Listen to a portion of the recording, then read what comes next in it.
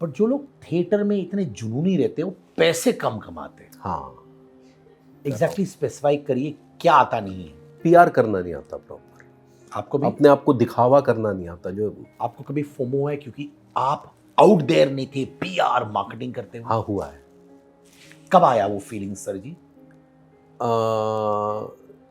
कभी ऐसा होता है क्योंकि आपने डेली टीवी शोज किए, भाभी जी हाँ, के साथ हाँ। 22-22 दिन शूट करते हाँ हैं, कभी एक पॉइंट आता है लाइफ में कि यार ये मेरा कंफर्ट जोन हो गया है हाँ एंड मे बी मैं कंफर्ट जोन से हट के ये सारी चीजें करूं, वो फीलिंग कभी आती है? आती है क्या? बिल्कुल आती है, और मैं करूँगा भी। कम से कम 15 साल जी। आपको रिकग्निशन नहीं मिला। नहीं नहीं, बिल्कुल नहीं। वो रिकग्निशन आप कहीं ढूंढ रहे थे? डेफिनेटली ढूंढ रहे थे, क्यों नहीं ढूंढ रहा। एक्टर का वो आए क्यों थे यहाँ पर, इसलिए तो आए थे। अनफुलफिल्ड फील कर रहे थे अंदर से? यस, हमेशा। आप एंटरटेनमेंट बिजनेस में लोगों को ट्रस्ट करते हैं? नहीं, बहुत नहीं करता, क्यों? क्योंकि मेरे कई बार पैसे मारे हैं, और मेरे चेहरे पे क्या ये सूट करेगा कि मैं दूसरे की बीवी से मोहब्बत कर रहा हूँ? तो बोलते हैं हाँ, बहुत सूट करेगा, आपकी आंखों में वो दिखता है। आप काम पे ध्यान देते थे? कभी ईगो क्लैशेस हुए आप दोनों के बीच में? सच्चे दिल से बोली उस टाइम पे एटलीस्ट। आसिफ जी टाइम पे आते हैं? आसिफ जी आते हैं टाइम पे। शुभांगी टाइम पे आती है? ना, तो उनको सुनाते हो आप? कई बार बोल चुके हैं। क्या कारण देती है लेट आने के लिए? शिल्पा शिंदे शो छोड़ी थी, सिस्टम हिल गया था? बहुत तगड़ा कैसे हिल क्या गया था शो। आपके अनुसार कौन है बेटर अंगूरी? जब सौम्या टंडन शो छोड़ के चली गई हाँ, तब क्या हुआ था? तब भी मुझे बहुत दुख हुआ था, रियली। क्या था, क्योंकि सौम्या एंड टीवी ने इसको एडल्ट कॉमेडी की तौर पर ही प्रेजेंट किया था। सीन खत्म होते ही वो अपने खोल में चले जाते थे, जैसे कहते ना, शांत चुप, बस ऐसे नीचे देखते रहते थे।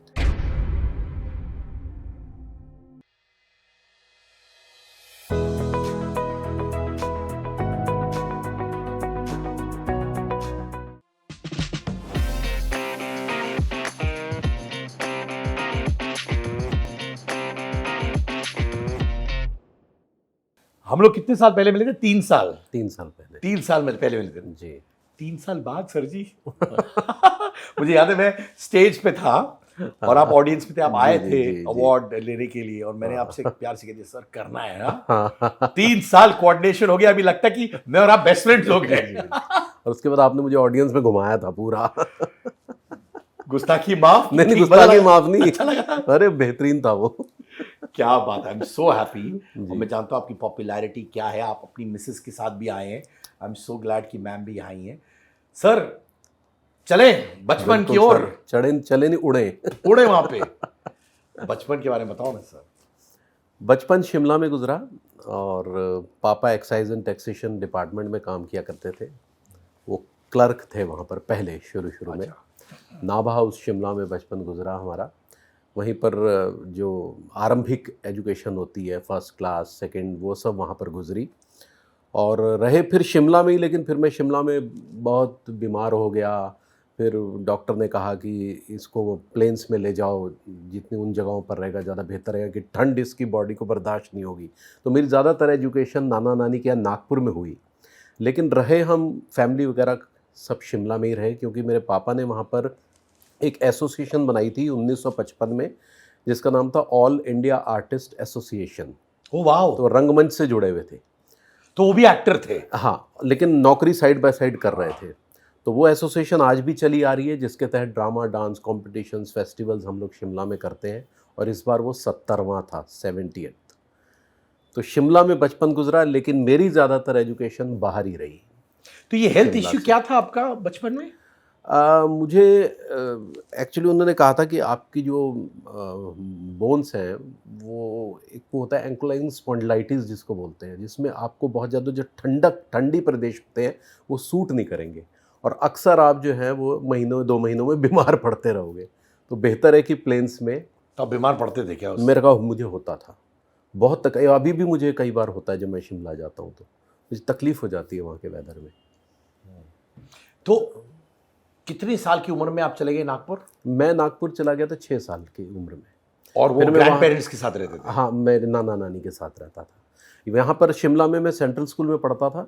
फिर सेंट्रल स्कूल से ट्रांसफ़र करके नागपुर सेंट्रल स्कूल, तो मेरी एजुकेशन सेंट्रल स्कूल में रही है तमाम उम्र, मतलब 10वीं तक की तो पूरी। पढ़ाई लिखाई में ठीक ठाक थे कि नहीं, ऐसे कोई बहुत ठीक-ठाक नहीं थे। तो ऐसा कोई ख़ास नहीं था। नाटकों की तरफ, पोएट्री की तरफ, इस तरफ बड़ा रुझान था शुरू से ही। और ये नाटक की ओर इसलिए था क्योंकि पिताजी से आप हाँ, इंस्पायर? पिताजी से, हाँ, ये बहुत अच्छी बात है। ये हमें मतलब ये कह लो कि विरासत में मिली है चीज़ें। मेरी मदर भी जो थी नागपुर रेलवे रेडियो स्टेशन पे अनाउंसर थी, अरे वाह! और वो भी रंगमंच करती थी, थिएटर करती थी। और वो जो है वो शिमला जो हमारा ड्रामा फेस्टिवल होता है, जो अब भी होता है, जो ये संभालती हैं रेखा, तो वो जो है वो उसमें अपना नाटक लेकर आया करती थी। तो वहीं पर फिर नाटक में नाटक हुआ पर मुझे और फिर हम हुए और फिर ये नाटक हुआ। पर मुझे बहुत अच्छा लगता है जब लोग रेडियो करते हैं, क्योंकि मैं भी एक रेडियो जॉकी था एक टाइम अच्छा, पे। अच्छा, हाँ जी। तो आप माता जी को सुनते थे रेडियो पे? नहीं, मैं उस समय तो नहीं मैं सुनता तब तक था। उन्होंने पापा छोड़ वगैरह दिया था। बताते थे कि वो वहाँ के स्टेज प्लेस पर में भी हिस्सा लेती थी बहुत, और बहुत अच्छी वॉइस थी उनकी, अभी भी है वो। तो घर का माहौल सिंपल था बहुत? बहुत ही सिंपल था हमारे घर का माहौल। बिल्कुल एक जो ट्रेडिशनल भारतीय फैमिली होती है, और बहुत ज़्यादा ऐसा भी नहीं कि बहुत अमीर, बहुत वो, बिल्कुल मिडिल क्लास लोग हम रहे हैं शुरू से ही।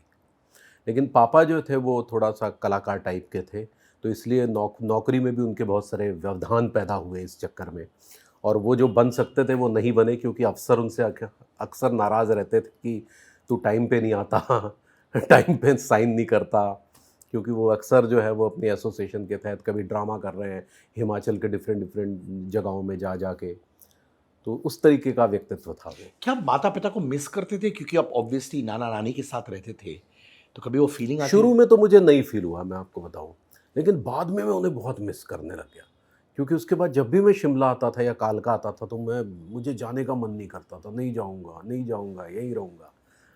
तो मेरा बचपना बहुत भावुकता में बीता है, बहुत सेंटिमेंटल टाइप का आदमी रहा हूँ मैं। और सेंटिमेंटल इसलिए रहे क्योंकि माता पिता से दूर थे आप? दूर रहा, शुरू से ही दूर रहा। एंड जब उनसे मिलते थे तो ऐसा था कि मैं जाऊंगा ही नहीं, हाँ, मम्मी से चिपक जाना, हाँ, पापा हाँ, से चिपक हाँ, जाना ना। हाँ। और वो जो 2 महीने का होता था ना, छुट्टियाँ होती थी, उसको नागपुर में कहते हैं धूप काला। तो धूप काले में मैं जब आता था तो 2 महीने ऐसे गुज़र जाते थे कि पता ही नहीं चलता था, और अचानक से दूर से दिखता था नाना जी लेने आए हैं। मैं कहता था अरे तेरा नाना आ गया, अब ये ले जाएगा। बाद का जो दौर था वो बहुत तकलीफ़ में गुज़रा है मेरे लिए। बहुत ही होमसिक, और वैसे मम्मी को छोड़ता नहीं था ऐसे-ऐसे करके, बट क्या करें। बट कब उस समय आप छोटे थे, ऑब्वियसली आप बहुत नहीं छोटा समझ था, पाते नहीं थे समझ पाता कि था। मेरा हेल्थ इश्यूज है इसलिए मैं जा रहा हूँ। हाँ, हाँ। तो खफा हो जाते थे माता पिता से? हुँ? क्या माता पिता से खफा हो जाते थे? हाँ, हो जाते थे। पापा से मेरा झगड़ा भी होता था बहुत ज़्यादा। वो कहते थे कोई नहीं बेटा, सेंट्रल स्कूल अभी चंडी मंदिर में भी खुल रहा है, तो तुझे यहाँ बुला लेंगे, डोंट वरी, डोंट वरी, और वो हुआ भी। फिर तो बचपन से ही आपने डिसाइड कर लिया कि मैं एक्टर बनूंगा? हाँ, स्कूल टाइम से, स्कूल टाइम से। और स्कूल में अच्छे एक्टर थे आप? हाँ, मैं स्कूल में बहुत पार्टिसिपेट करता, हाउस वाइज़ एक्टिविटीज़ होती है ना, रेड हाउस, ग्रीन हाउस, ये सब हुआ करते थे, आप भी गुज़रे होंगे उस दौर से। तो सैटरडे को जो है वो एक क्लास होती थी जिसमें सब लोग एक अपने-अपने हाउसेज़ में जाते थे।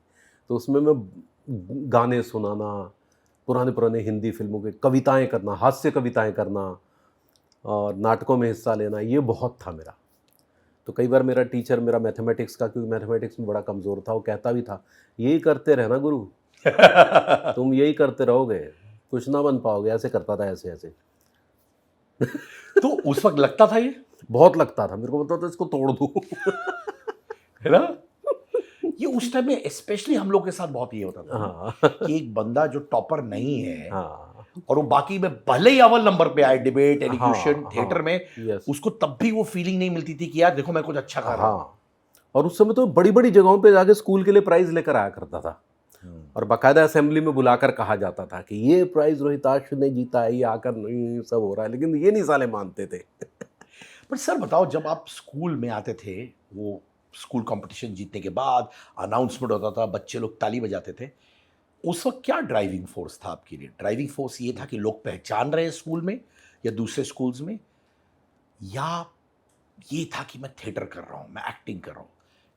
क्या आपको मुझे ज्यादा एक ताकत इंटरनल देती थी? खुशी मिलती थी, लोगों की तालियों से? तालियों से भी खुशी मिलती थी, अपने ऊपर गर्व महसूस होता था और वो टीचरों पे हंसी भी आती थी। ताना मारते थे उनको? नहीं, उस समय ताना तो नहीं मारता, लेकिन अंदर ही अंदर ने मैं उनको धोता था मतलब। पर अभी आपको लगता है दौर बदल चुका है कि जहाँ पे स्टूडेंट्स जो दूसरी चीजें करते हैं? बहुत दौर बदल चुका है सर, बहुत दौर बदल चुका है। अभी तो आप बिल्कुल भी किसी को, बच्चे को कुछ बोल ही नहीं सकते। हम लोग तो बहुत डंडे खाते थे। मैंने तो बहुत खाए हैं सर, मेरे हाथ लाल हो जाते थे, ऐसे ऐसे मारते थे टीचर उस समय। यहाँ पे मारा है क्या? और पता किस चीज़ से, वो जो डाल होती है ना, पेड़ की डाल ऐसे तोड़ के जो लाते थे, और वो टेढ़ी मेढ़ी होती थी, टेढ़ी मेढ़ी, काट ऐसे और नाक पे लाल, वो हो लाल जाता। निशान। हाँ, मुझे तो यहाँ भी मारते थे, यहाँ पे हाँ, मारे ऐसे। और हाँ कभी जी। कभार अगर कुछ होमवर्क 10 बच्चों ने नहीं किया तो हाँ, ऐसे पकड़ के हाँ, भागो हाँ, हाँ, भागो। बिल्कुल बिल्कुल। तो ये बड़ा अजीब सा दौर था वो, अब तो है ना? बिल्कुल नहीं है, सब बदल गया यार। अभी कॉन्वर्जेशंस होने लगी हैं। हाँ बिल्कुल। हम लोग के टाइम में कोई कॉन्वर्जेशन हाँ नहीं था। कौन, बिल्कुल सही, ये बड़ी अच्छी बात कही आपने। आप करीबी जाने से डरते थे। अभी टीचर तो माने एकदम से टीचर है, हम यहाँ हैं। हम यहाँ हैं। अभी तो बाकायदा आप कई जगहों पे तो टीचर का नाम लेकर बुलाते हैं, जैसे मेरी बेटी जो है अपने राडा के टीचर से नाम लेकर बुला रही है एकदम। स्टीफन, हाँ हाँ हाय। हाय, ये दौर आ गया अभी। राडा बताइए ना मेरे ऑडियंसेस को, मुझे मालूम नहीं था। रॉयल बड़ा academy of dramatic arts London में एक ड्रामा का बहुत बड़ा इंस्टीट्यूट है, जहाँ से हमारे इंडिया से हबीब तनवीर और इब्राहिम अलकाजी जैसे लोग निकले हैं। ये एक बहुत बड़ा इंस्टीट्यूट है जहाँ पर थिएटर की ट्रेनिंग दी जाती है।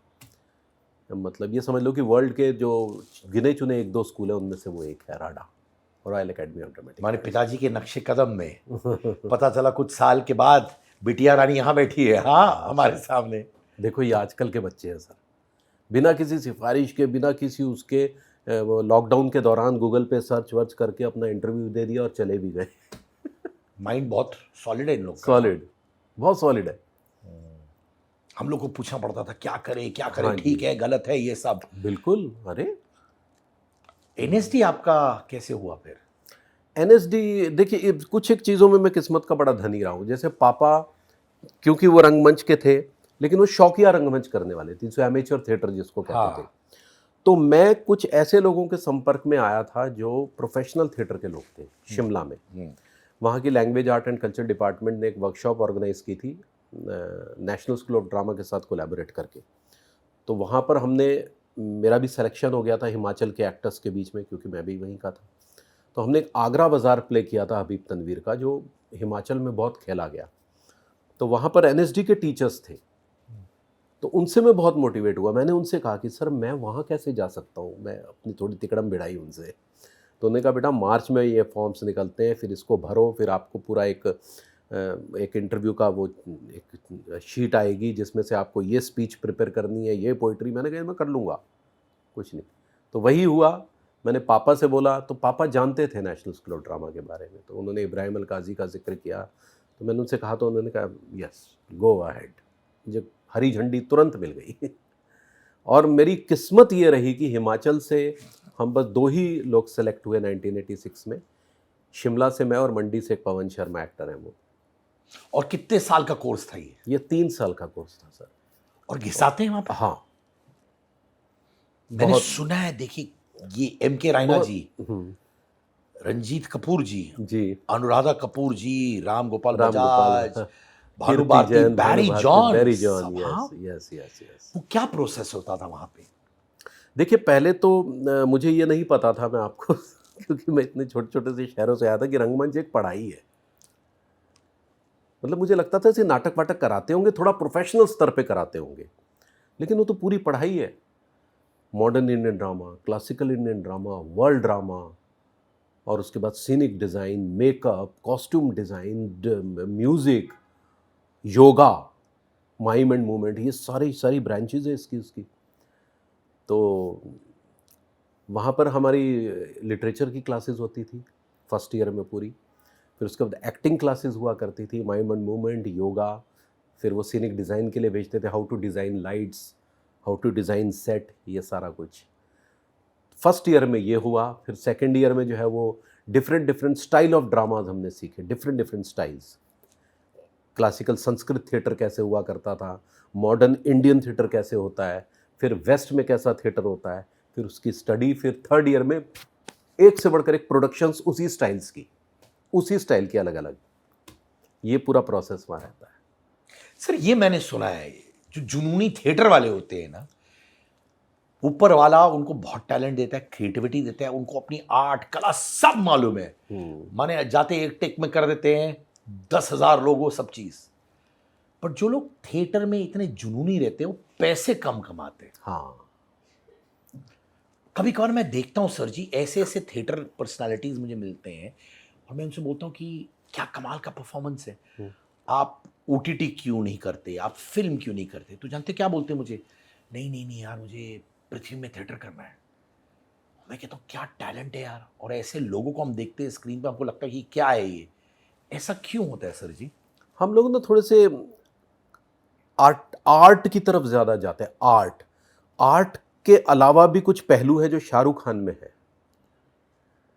आमिर खान में है, जो हम लोग उससे अछूते रहते हैं, हमें आता नहीं है वो, और मैं इसको स्वीकार करने में कोई मतलब वो नहीं कर रहा हूँ। एग्जैक्टली स्पेसिफाई करिए, क्या आता नहीं है पीआर करना नहीं आता प्रॉपर, आपको भी? अपने आप को दिखावा करना नहीं आता, जो मेरी पत्नी हमेशा मुझे कहती है कि करो करो, इनके आने से फ़र्क काफ़ी पड़ा है, लेकिन हमें ये आता नहीं, ये हमारे हमारे उसमें नहीं, सिस्टम में नहीं है, मुझे ऐसा लगता है।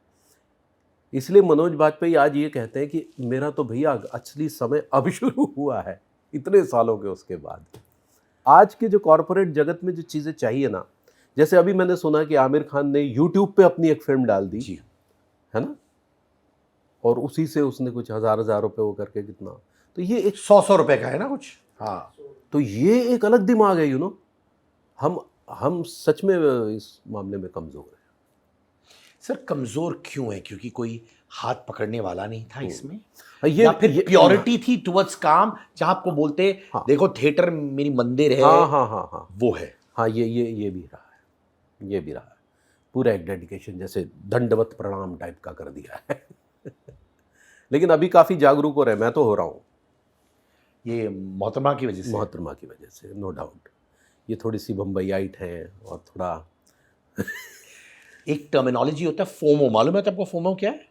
फोमो, फोमो, हाँ, FOMO, MO, fear of missing out, ये होता है। यस, वाह वाह, क्या बात ये कही आज आपने। के ज़माने में बच्चे लोग करते हैं। हाँ हाँ फोमो माने जैसे अगर कोई दोस्त की पार्टी चल रही है और आप हाँ, वहां नहीं हो, आपका दिमाग चलता है यार पार्टी चल रही है, मैं क्यों नहीं? मैं क्यों नहीं हूँ। आपको कभी फोमो है क्योंकि आप आउट देयर नहीं थे, PR मार्केटिंग करते हुए? हाँ, हुआ है। कब आया वो फीलिंग सर जी? अ, कई बार मुझे ऐसे ऑफ़र मिलने के चांसेस हुए कि मैं अगर वहाँ होता तो शायद हो जाते।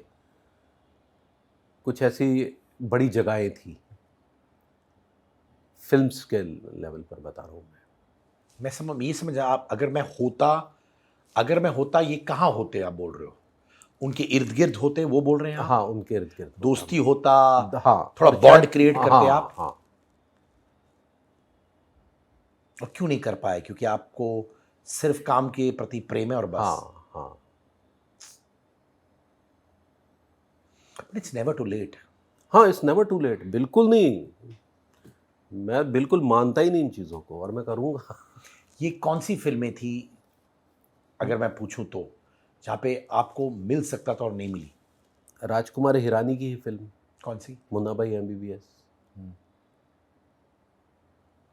कहानी बताइए ना उसका। नहीं, वही था कि मतलब हमारे ऑडिशंस हुए भी, और जिस ऑडिशन के लिए बुलाया गया था उसमें मतलब नहीं आ पाए, और चीज़ें सही ढंग से नहीं बैठ पाईं, और वो मिस हो गई चीज़ें। ये कौन सा रोल था? जिमी शेरगिल का। आप करने वाले थे और क्यों नहीं हुआ वो? आपने समझाया है, पर मैं क्लियरली समझना चाहता हूँ। यही कि मतलब मार्केट का फेस चाहिए, सब कुछ है, ऑडिशन परफेक्ट, फर्स्ट क्लास। पर आपको कोई और किरदार दे दिया था। हाँ, दोबारा, but it was just one scene, आपको पता ही है वो क्या था, नारियल पानी वाले का। हर्ट हुआ था? हाँ, हर्ट हुआ था, डेफिनेटली हुआ था। लेकिन कोशिश की थी राजू हिरानी ने, ऐसा नहीं है, वो मेरे मित्र रहे हैं हमेशा से ही हैं और रहेंगे भी। ये मित्रता कैसे शुरू हुई राजकुमार हिरानी के साथ? ये हमारे शिमला का जो पापा का ड्रामा कंपटीशन होता है ना, उसमें नागपुर से टीम लेकर आते थे। ओ, राजकुमार जी जी हाँ। लाते थे, माने वो हेड थे? हाँ, हेड थे। वो एक नाटक लेकर आते थे, कंपटीशन में हिस्सा लेते थे और जाते थे। ये नागपुर के हैं, तो मेरे पापा को भी अच्छे से जानते ही हैं वो, बहुत अच्छे से। तो वहाँ से हमारा एक रिश्ता बना है। फिर क्या हुआ था, जब मैं यहाँ आया था तो वो DD1 के एक सीरियल की कास्टिंग कर रहे थे। DD1 के, उस समय सैटेलाइट ये सब नहीं थे ना, तो उसमें उन्होंने बहुत सारे ऑडिशन चल रहे थे, तो मैंने भी एक ऑडिशन दिया। तो उसमें उन्होंने मुझे बहुत पसंद किया, क्योंकि उसमें वो पूरा सीरियल जो था वो ब्रज डायलेक्ट में था। उसका डायलेक्ट ब्रज था, वो फैमिली जो थी वो ब्रज भाषा बोलती है। तो बाय चांस मैंने एक बड़ा अच्छा नाटक किया था रंजीत कपूर के साथ, खबसूरत बहू। खूबसूरत नहीं, खबसूरत। खूबसूरत। हाँ, ब्रज में खबसूरत बोलते हैं। अच्छा। तो उसकी वजह से उसकी भाषा की मेरी बड़ी अच्छी प्रैक्टिस हो गई थी। तो वो उन्होंने देख लिया, और नहीं, वो उसकी स्पीच मैंने उनको सुनाई, तो बोलते अरे यार यही तो चाहिए। और बस वहाँ से वो मेरी इतनी अच्छी दोस्ती हो गई कि वो मेरे को बुलाने लग गए अपने ऑफिस में।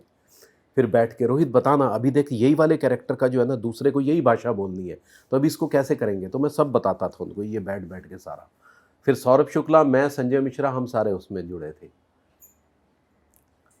और उस तरीके से वहाँ से फिर मेरी उनसे मित्रता शुरू हुई। फिर वो, उन्होंने एक सेना मेडल नाम से स्टार बेस्ट सेलर बनाया, जिसमें मुझे मेन रोल दिया। It was a beautiful star best seller, जो स्टार प्लस पे टेलीकास्ट हुआ था। उस समय स्टार बेस्ट सेलर्स का एक दौर चला था, अगर आपको पता ऑफ हो। कोर्स। बहुत खूबसूरत कहानियाँ उस समय आती थी, बड़े बड़े लोग बनाते थे। तो फिर वहाँ से फिर वो मुझे कहने लगे, some day we will do something worthwhile Rohit, don't worry, ऐसे ऐसे अभी भी बोलते हैं।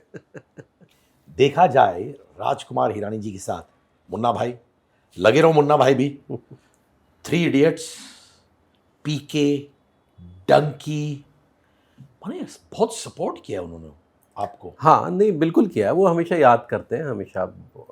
और हमेशा ये भी कहते हैं कभी हम बहुत अच्छा काम भी करेंगे, और करेंगे भी, ऐसा नहीं है, इतना दिल मुझे से पता बताइए, है। सारे नामचीन फिल्म्स हैं जिन्होंने इम्पैक्ट छोड़ा है, जी हाँ, बिल्कुल। कहीं आप अंडर यूटिलाइज फील किए सारे फिल्मों में एज एन एक्टर? देखिए, इसमें ना क्या है कि इसमें मेरी खुद की भी वो रही है, क्योंकि मैं व्यस्त रहा। अभी मैं जिस तरीके से टीवी के उसमें हूँ, जैसे लगातार बिजी हूँ, ये चीज़ें तब होती हैं जब आप फ्रीलांस हो जाओ, तब शायद मैं उनसे बिगर रोल के लिए ज़िद भी कर सकता हूँ और वो भी कर सकता हूँ। तो ये चीज़ें भी नहीं हो पाई, जिसकी वजह से हम उन रोल्स में ही रहे। कभी ऐसा होता है क्योंकि आपने डेली टीवी शोज किए, भाभी जी हाँ, ऐसा हाँ, 22-22 दिन शूट करते हैं, हाँ, कभी एक पॉइंट आता है लाइफ में कि यार ये मेरा कंफर्ट जोन हो गया है, हाँ। एंड मे बी मैं कंफर्ट जोन से हट के ये सारी चीजें करूँ, वो फीलिंग कभी आती है? और आती है बीच में क्या? आती है? बिल्कुल आती है, और वो मैं करूँगा भी। बिल्कुल आती है ये फीलिंग कि यार अभी रोज़, एक तो हर महीने का चेक भी आपको बहुत आकर्षित करता है ना? बहुत बहुत जरूरी होता है और वो कोई छोटा-मोटा चेक नहीं होता है, अच्छा खासा होता है। वो। तो इसलिए वो भी आपको वो बाँधे रखता है चीज़ों से। और फिर क्या होता है कि क्योंकि हमारे बैकग्राउंड रंगमंच की रही हैं, तो हम ना कमिटमेंट के बहुत पक्के होते हैं। अब जैसे ये कई बार मेरे को बोलती है, मैंने कहा कैसे छोड़ दूँ? आप एक कमिटमेंट से बंधे हैं, इतने सारे लोगों की रोज़ी-रोटी चल रही है, अगर इस मेन रोल को पकड़ के मैं छोड़ दूँ, कल को सीरियल बंद हो जाए, तो कितने सारे लोग बेचारे बेरोज़गार हो जाएँगे एकदम से। तो ये कमिटमेंट, और दूसरा कंफर्ट ज़ोन भी, ये भी है, ये भी चीज़ें हैं। और तीसरा, ऐसी बात नहीं है कि आनंद नहीं आ रहा है, आनंद भी आ रहा है। अगर ये टिपिकल डेली सोप होता, जिसमें मैं मामा या ताया या चाचा बन के खड़ा होता, या टिपिकल बाप बन के खड़ा होता जो बब्बर लड़की को विदा कर रहा है टाइप का, तब तो मैं इसको तीसरे दिन छोड़ देता। लेकिन ये कॉमेडी है, हर 5 हफ्ते में कहानी बदल रही है, आपको अलग अलग मस्ती करने को मिल रही है, नॉटीनेस है, एक शरारतीपन है जो आजकल के यूथ को भी आकर्षित कर रहा है।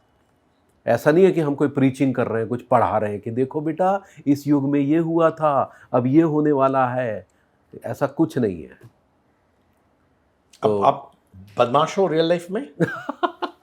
बदमाश नहीं होता तो मुझे तो ये रोल थोड़ी मिलता मनमोहन तिवारी का। नहीं, मुझे आप बहुत सीधे साधे लगते हैं रियल लाइफ में। नहीं, इतने सीधे साधे भी नहीं है। अच्छा, हाँ। इतने सीधे साधे भी नहीं है, लेकिन मर्यादा का पालन जरूर करके चलते हैं।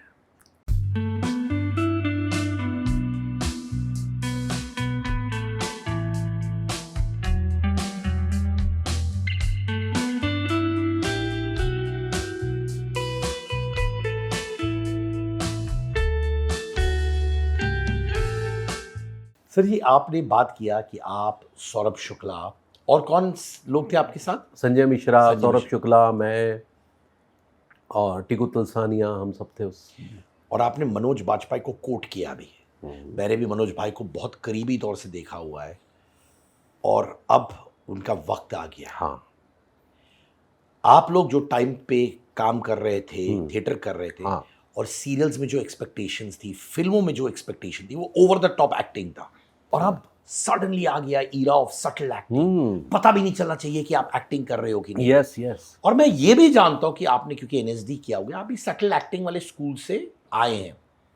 बट ऑन स्क्रीन जो आप टेलीविजन शो अभी भी कर रहे हैं, आप ओवर द टॉप कर रहे हो, तो फिर आप कैसे अडेप्ट करते हो? क्योंकि सिस्टम में तो ओवर द टॉप कर दिया है इतने सालों से, तो ये सटल एक्टिंग का दौर कैसे हैंडल नहीं करते नहीं, ये तो अपने ऊपर डिपेंड करता है, और डायरेक्टर के ऊपर डिपेंड करता है, उस स्क्रिप्ट के ऊपर बहुत डिपेंड करता है, उस माहौल के ऊपर डिपेंड करता है।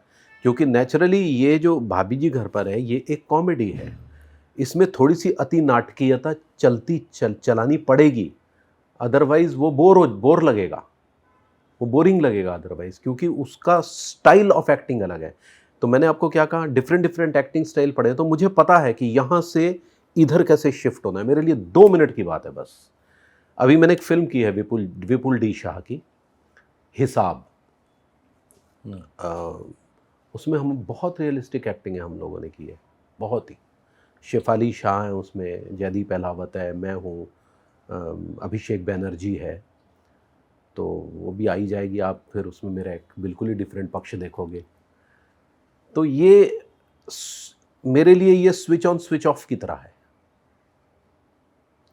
क्योंकि वो लोग अलग होंगे जिनके साथ मैं काम करूँगा, वो प्रोजेक्ट अलग होगा, उसका प्रोसेस अलग होगा, उसका कंटेंट अलग होगा, सब चीज़ अलग होगी। 1991 में आपको आपका पहला टीवी शो मिला था? हाँ, मुझे मेरा पहला टीवी शो मिला था 1989 में। वो कौन सा था? उसका नाम था, आज भी आप चलाओगे तो आ जाएगा, DD1 का शो था, उसका नाम था वेद व्यास के पोते।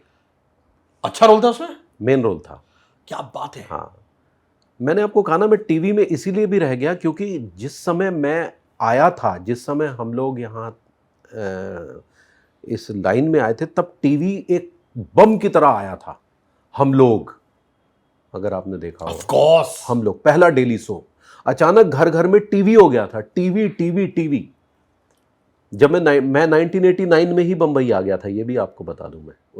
अभी जो मैं, ये सेकंड इनिंग है मेरी, यहाँ से फिर मैं चला गया था। अरे बताओ ना, ये फिर ये किस्सा मैं जानना चाहता हूँ। हाँ।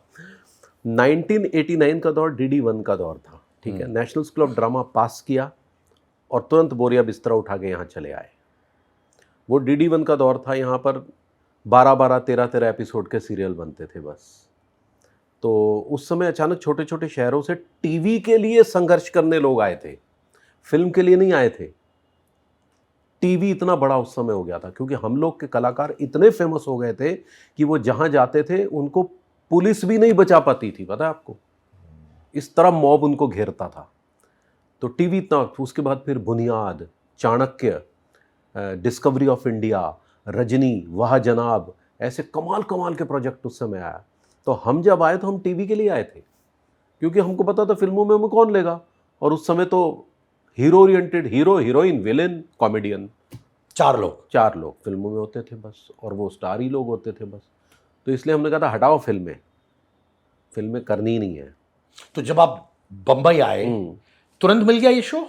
नहीं, जब मैं बंबई आया तो यहाँ पर हम सेंटा क्रूज में एक शास्त्री नगर जगह है, शास्त्री नगर में एक चौल में हम लोग रहने लग गए। उसमें भी संजय मिश्रा, मैं और विनीत कुमार एक्टर, वो ये तीनों मेरे बैचमेट है, ये नेशनल स्कूल ऑफ ड्रामा के। तो हम एक जगह पर रहने लगे शास्त्री नगर में। तो एक दिन जो है वो उस खोली वाले ने कहा कि भैया ऐसा है कि आज जो है ना, यहाँ इस कमरे में मेरे बच्चे का बर्थडे मनाना है, तो अभी तुम देख लो तुमको क्या करना है आज की रात। तो हमने अपने अपने वो बिस्तरे उठाए, उसको गोल गोल लपेटा, ऐसे ऐसे ये दबाया और वो टेरेस पे चले गए। मैंने ओवरनाइट बोला अभी निकल हाँ, जाओ। अभी आज आज की रात निकल जाओ, अच्छा। मतलब कल सवेरे आ जाना फिर। हाँ, हाँ। तो हम जो ऊपर 2-3 माले की बिल्डिंग थी, उसके टेरेस पे जाके हम तीनों अपना सो गए वहाँ जाकर। तो वहाँ से टंकी से सीपेज हो रही थी, ऐसे ना, ऐसे पानी की सीपेज होती है, वो हो रही थी। तो सुबह जब मैं उठा हूँ तो उठा ही ना जाए, मतलब ऐसे अकड़ गया पूरा, जैसे कोई कंकाल होता है ना, ऐसा हो गया, ऐसे स्टिफ एकदम। अब संजय मिश्रा में क्या, रे बट मैं विनीत भाई उठा, उठा तो रोहित क्या कर रहा है, मैंने कहा नहीं मेरे उठा नहीं जा रहा, उठा। ऐसी पेन हुई, इतनी ज़बरदस्त पेन हुई। फिर जैसे तैसे करके मालिश वालिश करके धीरा खड़ा किया। अब स्ट्रगल क्या करनी थी, लंगड़ा लंगड़ा के तो चल रहे हैं। फिर किसी तरह डॉक्टर को दिखाया तो उसने वही एंकोलाइजिंग स्पॉन्डिलाइटिस जो शिमला का यात्रा जुड़ी हुई थी मेरे साथ, उसका मुझे वो पड़ा था पूरा। तो फिर मुझे डॉक्टर ने कहा कि यहाँ का ह्यूमिड वेदर तुमको सूट नहीं करेगा। Oh my God. Humid weather. मैं चला गया यहाँ से, तो वापस चले गए वहाँ पे? वापस चला गया, बम्बई छोड़ दिया, छोड़ना पड़ा। फिर मेरे पापा ने कहा कि यार अब क्या करेंगे। मैंने कहा बताओ। मैंने अचानक से national star drama repertory company, Rangmandal जिसको बोलते हैं, मैंने वहाँ पर अप्लाई कर दिया। तो मुझे वहाँ से फेलोशिप का लेटर आ गया। तो 1 साल मैंने NSD रेपेट्री में फेलोशिप करी। फिर मैं वहाँ रेगुलर आर्टिस्ट मैंने अप्लाई किया, और मेरी किस्मत यहाँ हमेशा अच्छी रही कि मेरा हो गया। फिर वहाँ मेरा 6 साल का कॉन्ट्रैक्ट हुआ, जहाँ पर मैं था, सौरभ शुक्ला था, विजय राज और श्रीवर्धन त्रिवेदी, चैन से सोना है जाग जाओ ये वाला है ना, ये मुकेश तिवारी, सीमा बिस्वास, हिमानी शिवपुरी, हम गोविंद नामदेव, श्री वल्लभ व्यास, हम सबका एक ग्रुप था वहाँ पे। तो हम लोग हार्डकोर प्रोफेशनल थिएटर करते थे, और बहुत स्टैंडर्ड का प्रोफेशनल थिएटर, ऐसा वैसा नहीं। क्योंकि रेपेट्री कंपनी में हम पेबल आर्टिस्ट थे, प्रोफेशनल पेबल आर्टिस्ट, हमको पैसे मिलते थे पर मंथ। मेरी 3700 तनख्वाह थी उस समय। तो महीने की तनख्वाह थी? महीने की तनख्वाह पे थे सारे। तो 6 साल फिर मैंने वहाँ की, क्योंकि मेरे पापा बोलते थे कि एक्टर तो हो लेकिन अभी रियाज भी ज़रूरी है, रियाज होना चाहिए। ये नहीं कि मतलब आप समझ लिया कि बन गए, जैसे आजकल के लड़के होते हैं ना, भाई हम तो हैं।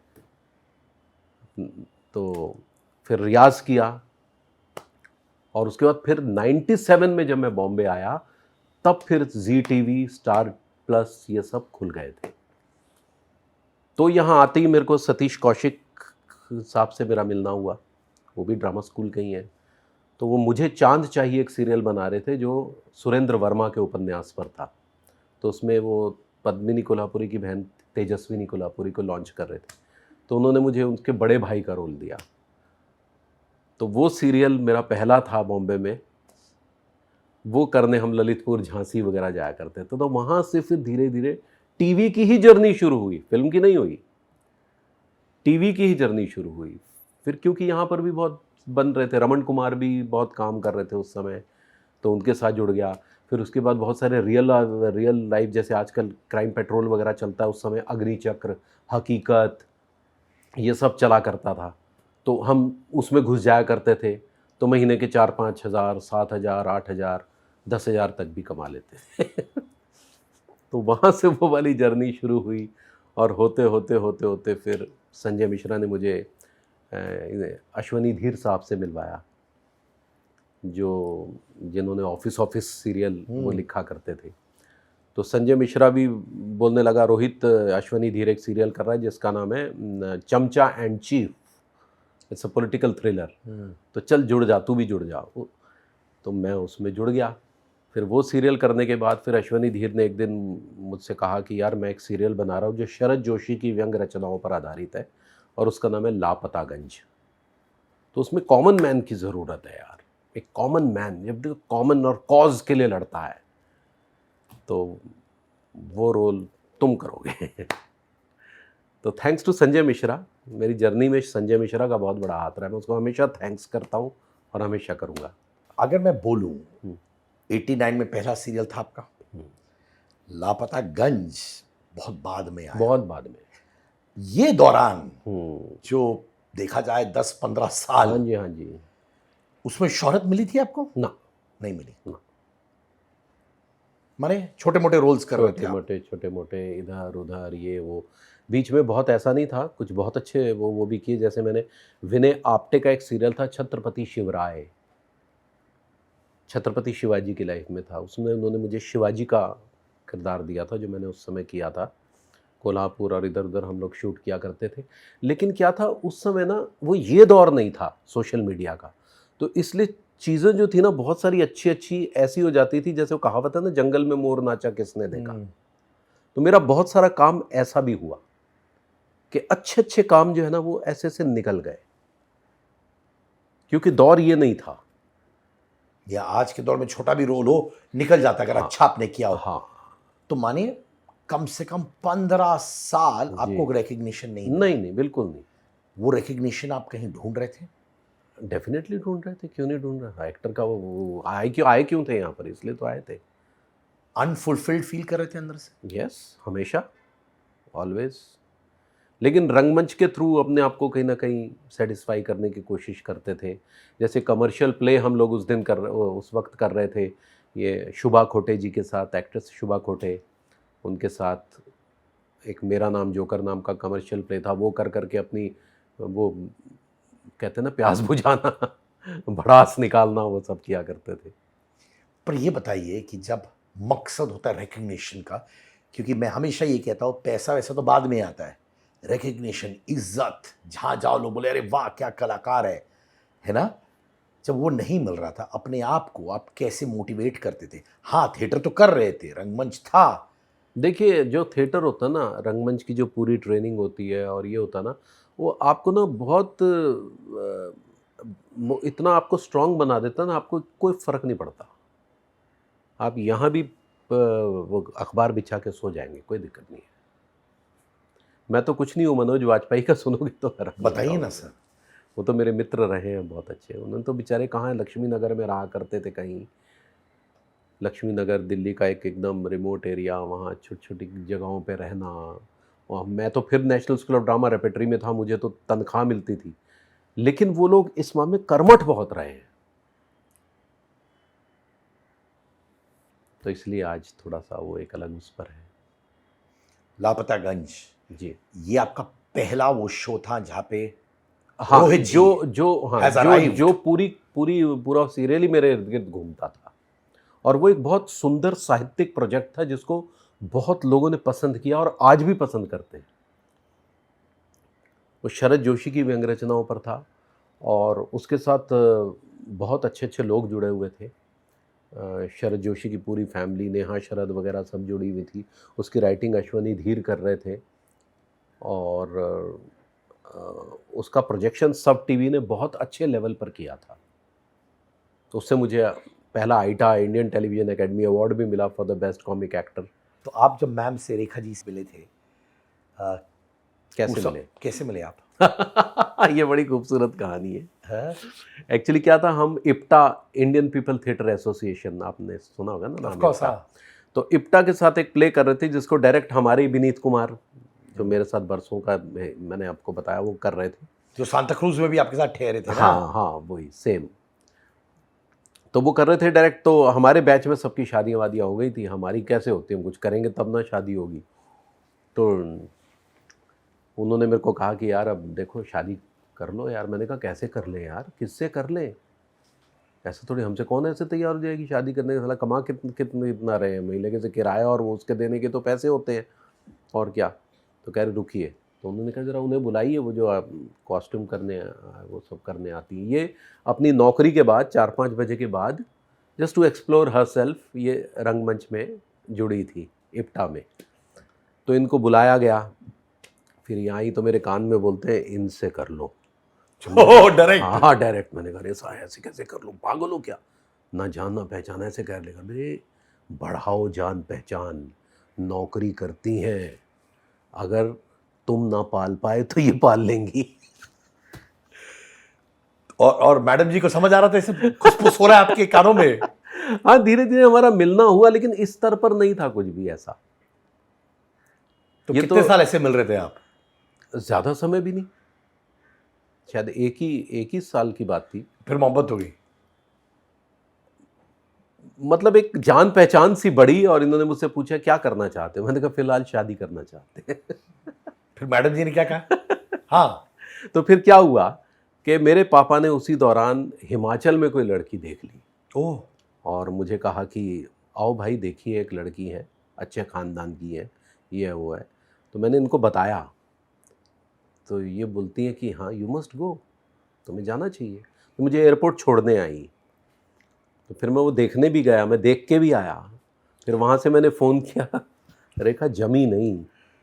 तो बोलती फिर, मैंने कहा मैं आ रहा हूँ, बात करता हूँ। फिर मैंने बात करी तो बोलती अच्छा, अब वो नहीं तो मतलब हम। Backup option. हाँ। तो फिर पता नहीं क्या ऐसे सर्कमस्टांसेस बने, कहते हैं ना ऊपर वाले का खेला होता है। मेरे मम्मी पापा शिमला से यहाँ आ जाते थे क्योंकि वहाँ ठंड होती थी बहुत ज़्यादा, तो यहाँ पर आ गए और कुछ ही दिनों में फिर ऐसा हुआ कि मैं इनको लेकर अपने घर गया, वहाँ मम्मी पापा मिले और फिर एक दिन इनके जीजा जी मेरे से बात करने आ गए और यूँ कहते हैं ना, कट कट कट कट चीज़ें हुई एकदम से। कुछ ही दिनों में सगाई और फिर शादी। और जिस दिन सगाई हुई, जैसे ही ये रिंग ऐसे पहनाई गई तो डॉक्टर चंद्रप्रकाश द्विवेदी का मुझे फ़ोन आया। किसके लिए? फिल्म पिंजर के लिए। उसी समय लेडी लक, माने सच में लेडी हाँ, लक। उसी समय मैंने कहा सर अभी क्या कर रहा है रोहित, क्या कर रहा है? मैंने कहा सगाई हो रही है, सगाई। तो बोलते है, मैंने कहा सर झूठ दियो, क्या मजाक कर रहा है? मैंने कहा नहीं सर, सगाई चल रही है, सगाई। तो बोल रहे अच्छा तू ऐसे कर, जब हो जाए तो आ जा ऑफिस। तो वहाँ उन्होंने वो बैंड्रा में मुझे बुलाया वहाँ पर, और हम उन्हीं कपड़ों में, ये अपने कपड़ों में थी, मैं अपने उसमें था, और दोनों पहुँच गए वहाँ पर। तो मनोज वाजपेयी का एक असलम भाई था, उसका मेरा उसमें कैरेक्टर है, पिंजर में आप देखिएगा। तो फिर वो फिल्म मैंने साइन करी, कॉन्ट्रैक्ट भी हम दोनों ने इकट्ठे बैठ के मैंने साइन किया वहीं पर, ये साथ में थी। तो फिर वहाँ से हमारी जो जर्नी शुरू हुई, एक 180 स्क्वायर फीट के कमरे से हम लोग 2 BHK में आए। तो मैम अब आप 180 स्क्वायर फीट वाले कमरे में रहते थे? हाँ। इन्होंने कभी कंप्लेन किया उसके बारे में? ना, कभी नहीं? कभी नहीं, कभी नहीं कंप्लेंट की, कभी भी नहीं। How nice. जबकि ये बहुत अच्छी जॉब में मतलब थी, मतलब she was a scientist there.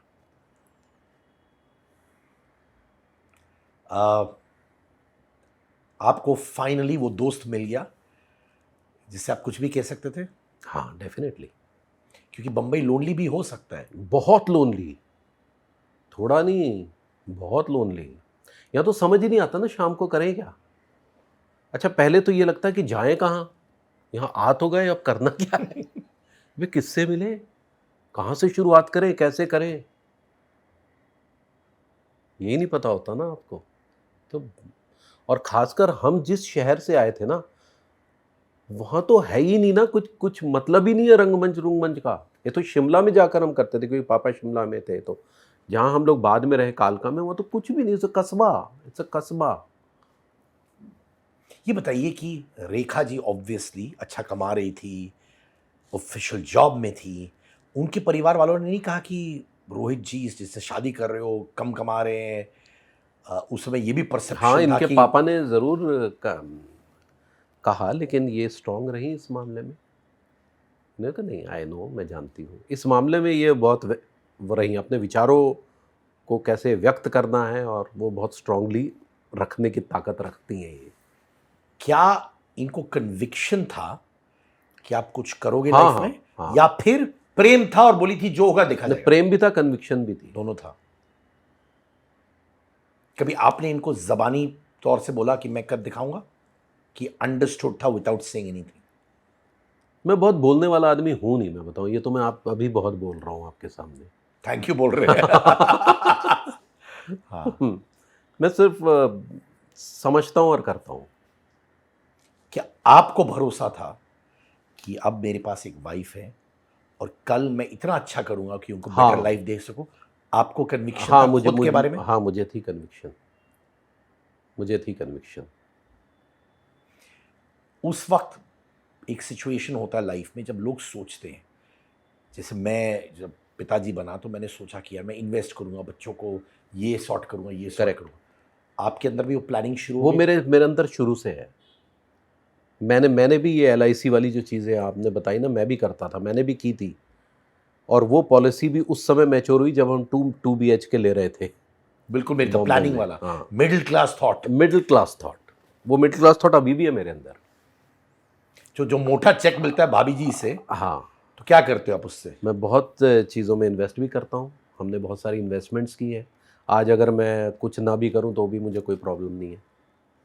और ये वो क्लर्क के बेटे का थॉट हाँ, प्रोसेस है। हाँ, क्योंकि उस समय की माहौल ऐसा था ना, बातें ऐसी थी उस समय के, तो उस तरीके के बने हम लोग।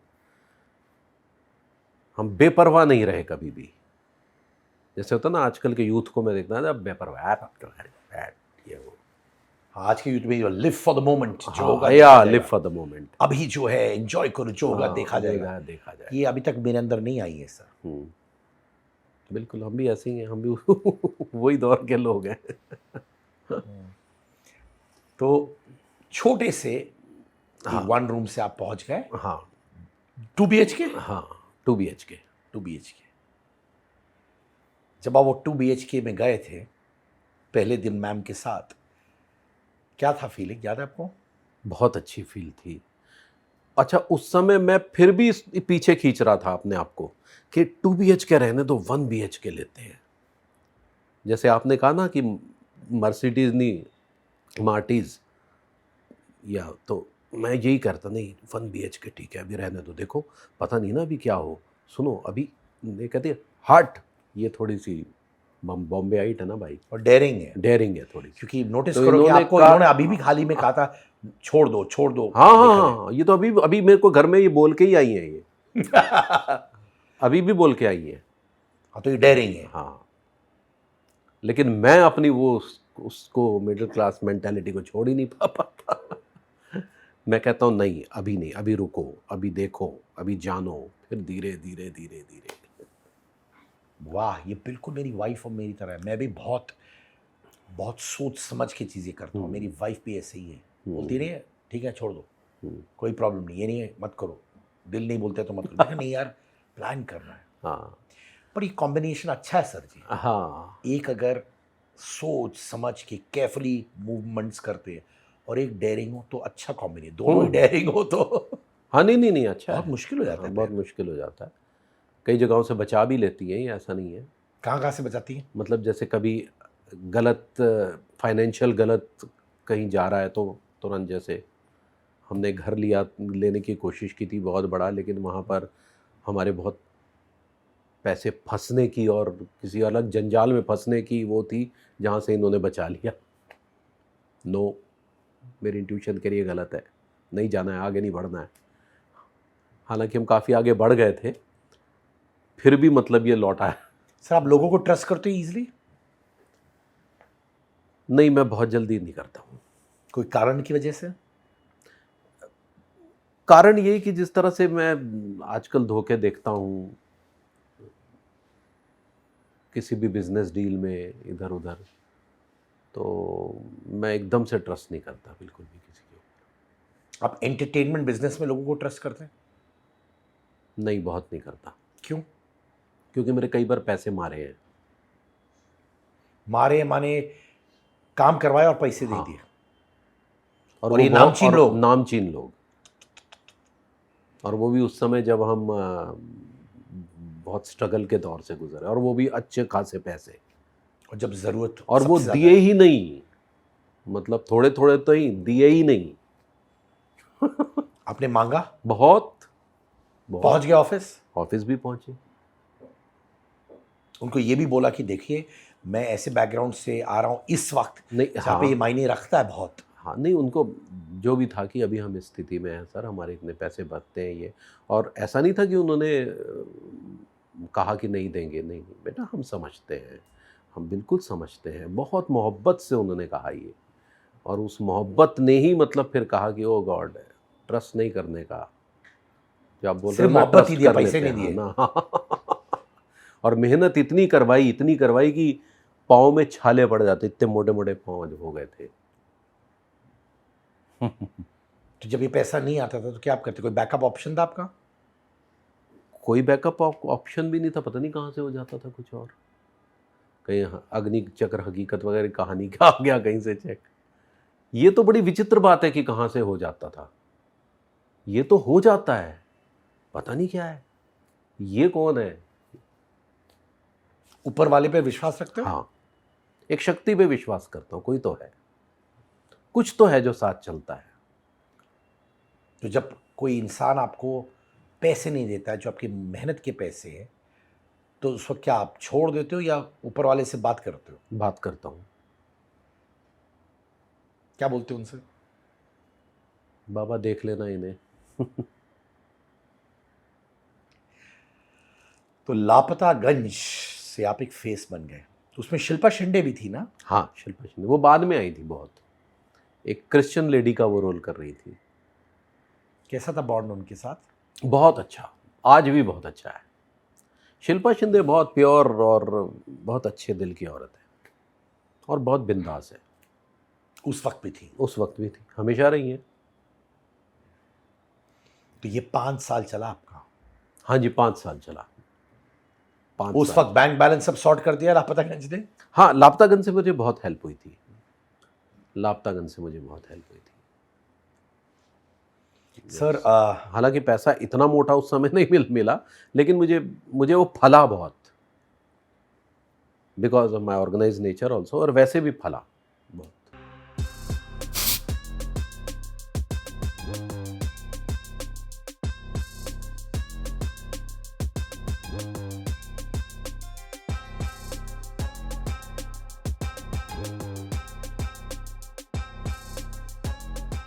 भाभी जी कैसे हुआ सर?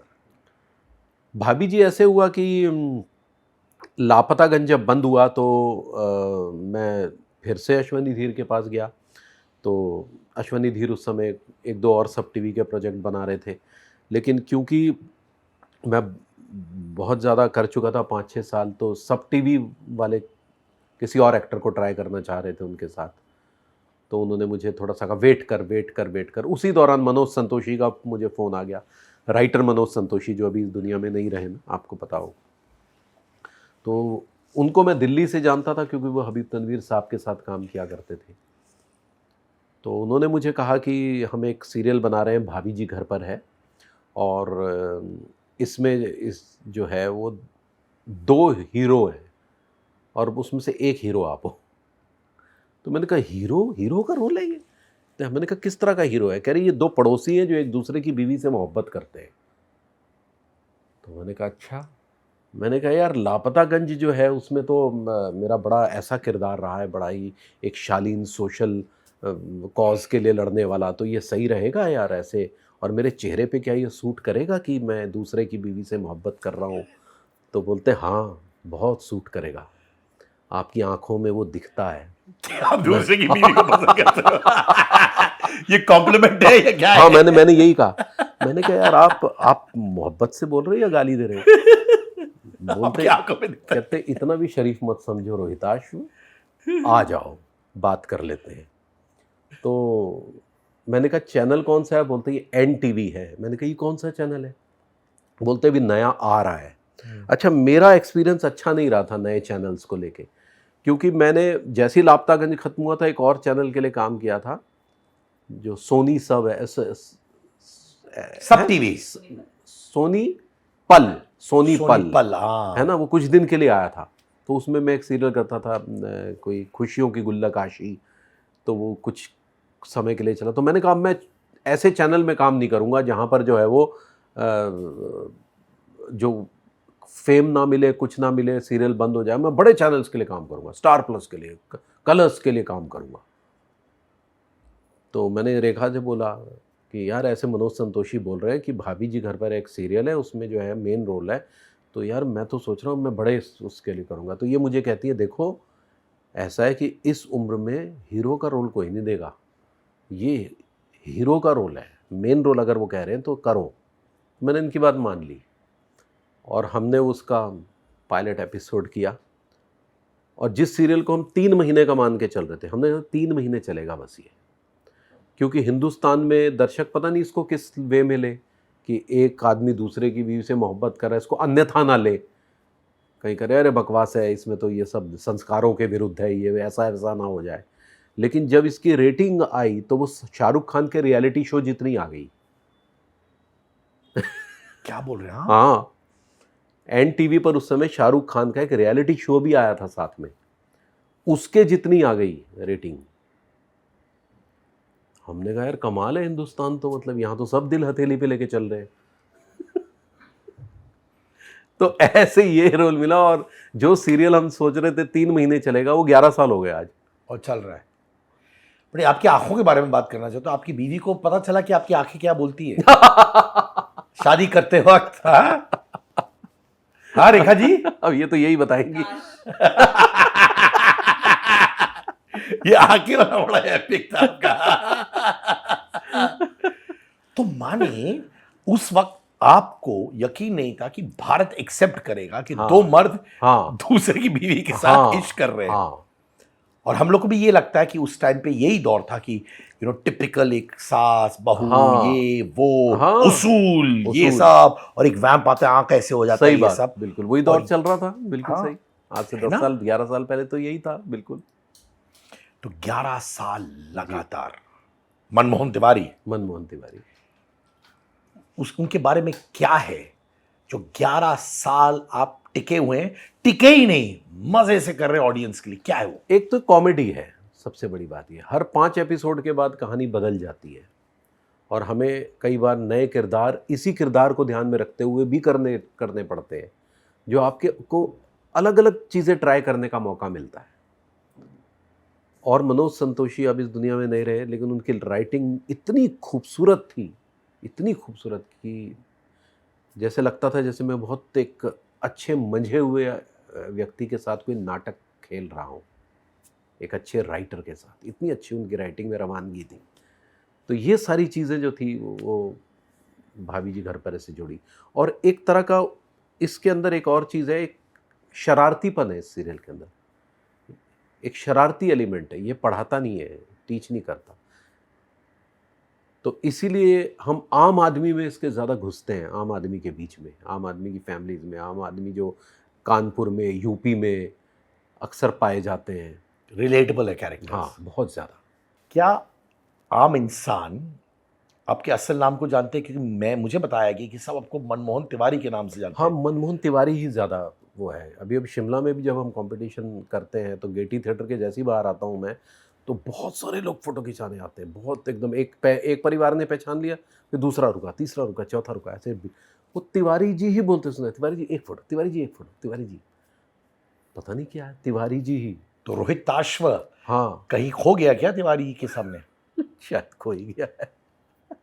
कभी सोचते हैं आप इसके बारे में? नहीं, मैं मज़े लेता हूँ इसके। मजे लेते हैं। हाँ, ये अच्छी बात भी है, क्योंकि आप कैरेक्टर बन चुके हो, माने आपकी एक्टिंग इतनी रियलिस्टिक है कि वही आते हैं आपके सामने, है ना? जी, लेकिन अब कुछ और भी अलग करना है। अब वो आ गया, रेस्टलेसनेस आ गया। ताकि अब उसके नाम से पहचाना जाए। वो रेस्टलेसनेस आ गया। हाँ, रेस्टलेसनेस तो होती है ना, एक एक्टर है ना, उसका एक अब अंदर एक वो लड़ाई तो अपने आप से चलती रहती है। बिल्कुल चलती है, क्यों नहीं चलेगी? चलनी भी चाहिए, चलनी भी चाहिए, नहीं तो आप तो रुक ही जाओगे ना फिर। आसिफ जी अच्छे मित्र हैं आपके? हाँ, हाँ, बहुत अच्छे मित्र हैं। हाँ, तफरीबाज हैं? बहुत बहुत तफरीबाज है। हम और आसिफ जी जो हैं वो काफ़ी पहले से इकट्ठे काम कर रहे हैं। हमने टीवी के भी कुछ और प्रोजेक्ट्स भी साथ में किए हैं। बहुत सारे सीरियल के तो हमने पायलट किए हैं साथ में दोनों ने। और एक सीरियल सब टीवी पर आता था, हम आपके हैं इन लॉज, उसमें मैं और यही थे, दो लोग मुख्य पात्र में थे। तो मैं कहीं ना कहीं उनसे ना टकराता रहा हूँ। मुझे लगता है मेरा कुछ तो इनका पिछले जन्म का है, कुछ इनका लेन देन मेरा और इनका। आप कह सकते हो कि ये आपके वो दोस्त थे जो अगर आप 3 बजे रात को फ़ोन करें और बोले आसिफ जी मेरे लिए खड़े हो गए, तो खड़े हो जाएंगे आपके लिए? हो सकता है खड़े हो जाए। घनिष्ठ मित्र कह सकते हो? हाँ, मतलब अच्छे मित्र हैं, वो मुझे समझते हैं, मैं उनके आर्ट को समझता हूँ, वो भी इप्टा में काम करते रहे हैं, मैं उनकी कला की कद्र करता हूँ। कभी वन अपमैनशिप होता है आप दोनों के बीच में? हो सकता है, दो किरदार हैं, हाँ, कंपटीशन होता है अंडरलाइन थोड़ा? हाँ रहता भी है, शुरू-शुरू में रहा था, बाद में तो हम रवा हो गए तो शुरू में क्या होता था? नहीं जैसे कभी जैसे मेरे को अच्छा सीन मिल गया, तो उनको होता था कि मनोज थोड़ा-सा यार इनके काउंटर में मेरा ये लिखना तू। ये होता है एक्टर में। और आपके साथ अगर ये होता था जब उनका सीन बट आप भी यही कहते थे मनोज मेरे लिए लिख, नहीं, मैं नहीं कहता था, वो करते थे? मैं नहीं कहता कभी, क्यों? मेरी नेचर नहीं है वो। पर वो करते थे? हाँ, मुझे नहीं फ़र्क पड़ता कोई। पर वो आपको थोड़ा अनसेटल करता था क्योंकि वो कहते थे मेरा भी काउंटर लिखो। अफेक्ट होते थे आप उससे? नहीं, मैं अपना इतना अच्छा करता था कि वो सब खो जाता था। आप काम पे ध्यान देते थे? कभी ईगो क्लैशेस हुए आप दोनों के बीच में? सच्चे दिल से बोली, उस टाइम पे एटलीस्ट। नहीं हुए हमारे ईगो क्लैश। आसिफ जी के साथ कभी ईगो क्लैश नहीं हुए, क्योंकि मैं आसिफ जी को तब से देख रहा हूँ जब वो हम लोग किया करते थे, जो इंडिया का पहला डेली सोप था, और तब मैं कॉलेज में था। तो मैं उनको एक अलग दृष्टि से देख रहा था, एक्चुअली देखता था, और मुझे मेरी बहुत कदर करते हैं सच में। वो खुद मेरे से कई बार पूछते हैं चीज़ें, जैसे कि जब भी कोई किरदार करना होता है, कर रहे होते हैं कई बार, तो पूछते हैं रोहित यार मैं इसमें ये करना चाहूँगा, थोड़ा सा चेंज, ये तू बता ठीक लग रहा है, ये ऐसे पूछते हैं मेरे से हमेशा। क्या आप उनको अपना परिवार का सदस्य मान सकते हैं? हाँ मान सकते हैं, क्यों नहीं मान सकते, मित्र मान सकते हैं। As an actor, as a human being, वो कौन सी बात है जो आप अपने साथ ले जाते हैं आसिफ जी के बारे में? मैं उनको थोड़ा सा लिबरल सोच का मानता हूँ। वो जियो और जीने दो वाली नीति पे विश्वास करते हैं। जियो और जीने दो से समझ गए आप? Of course. जो वो कर रहा है करने दो, वो जो करे वो करे, हाँ। मैं जो करूं मैं करूं। भले ही हमारे धर्म अलग है, आप समझ गए? बहुत बहुत गहराई वाली बात है ये।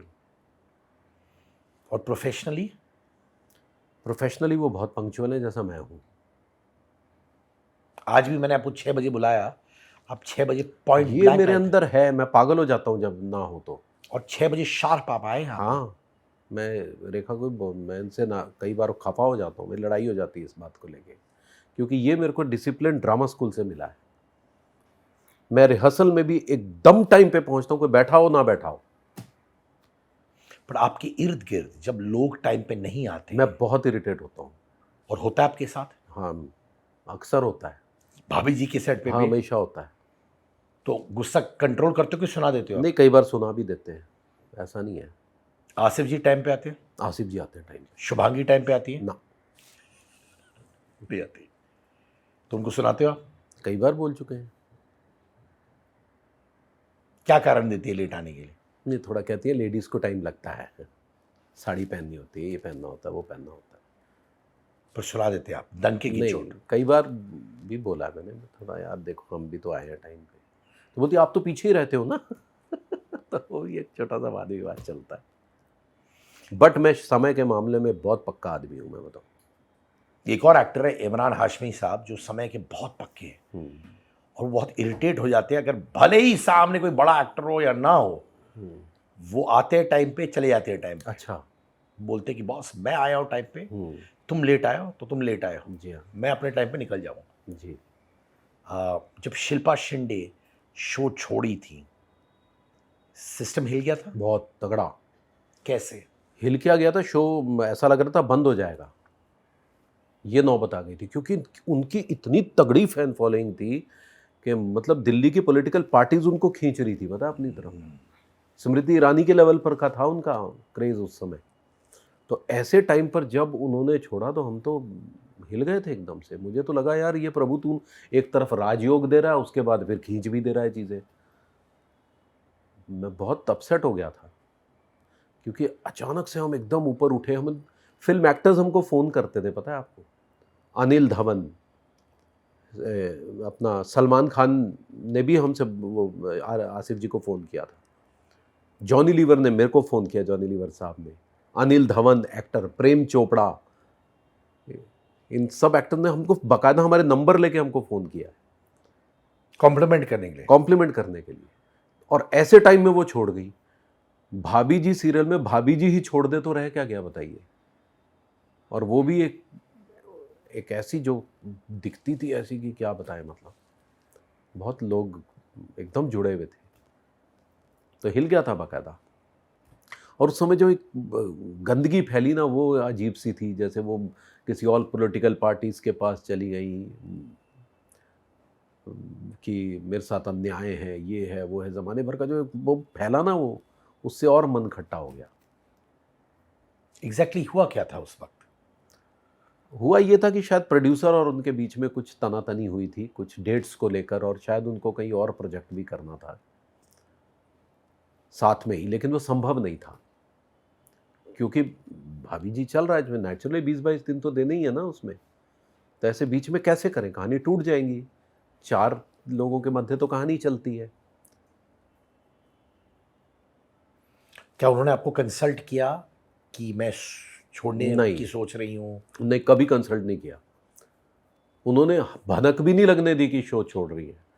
इनफैक्ट एक दिन पहले जो हमारा सीन हुआ वो इतना बढ़िया हुआ कि मैं बता नहीं सकता, बड़ी मज़ेदार कहानी थी वो। और उसके नेक्स्ट डे देखा, शिल्पा शिंदे, नहीं सर वो तो नहीं आएंगी। मैंने कहा क्या? कह रहे उन्होंने छोड़ दिया। Sudden sudden shock.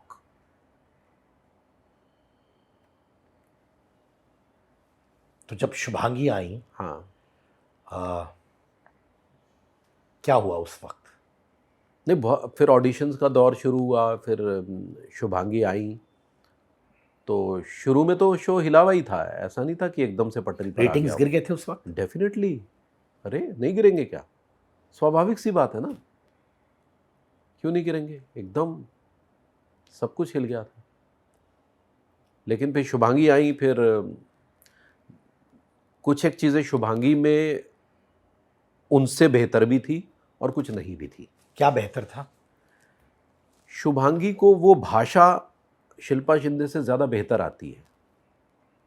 वो जो लैंग्वेज है ना अंगूरी की, वो ज़्यादा बेहतर ये बोलती है।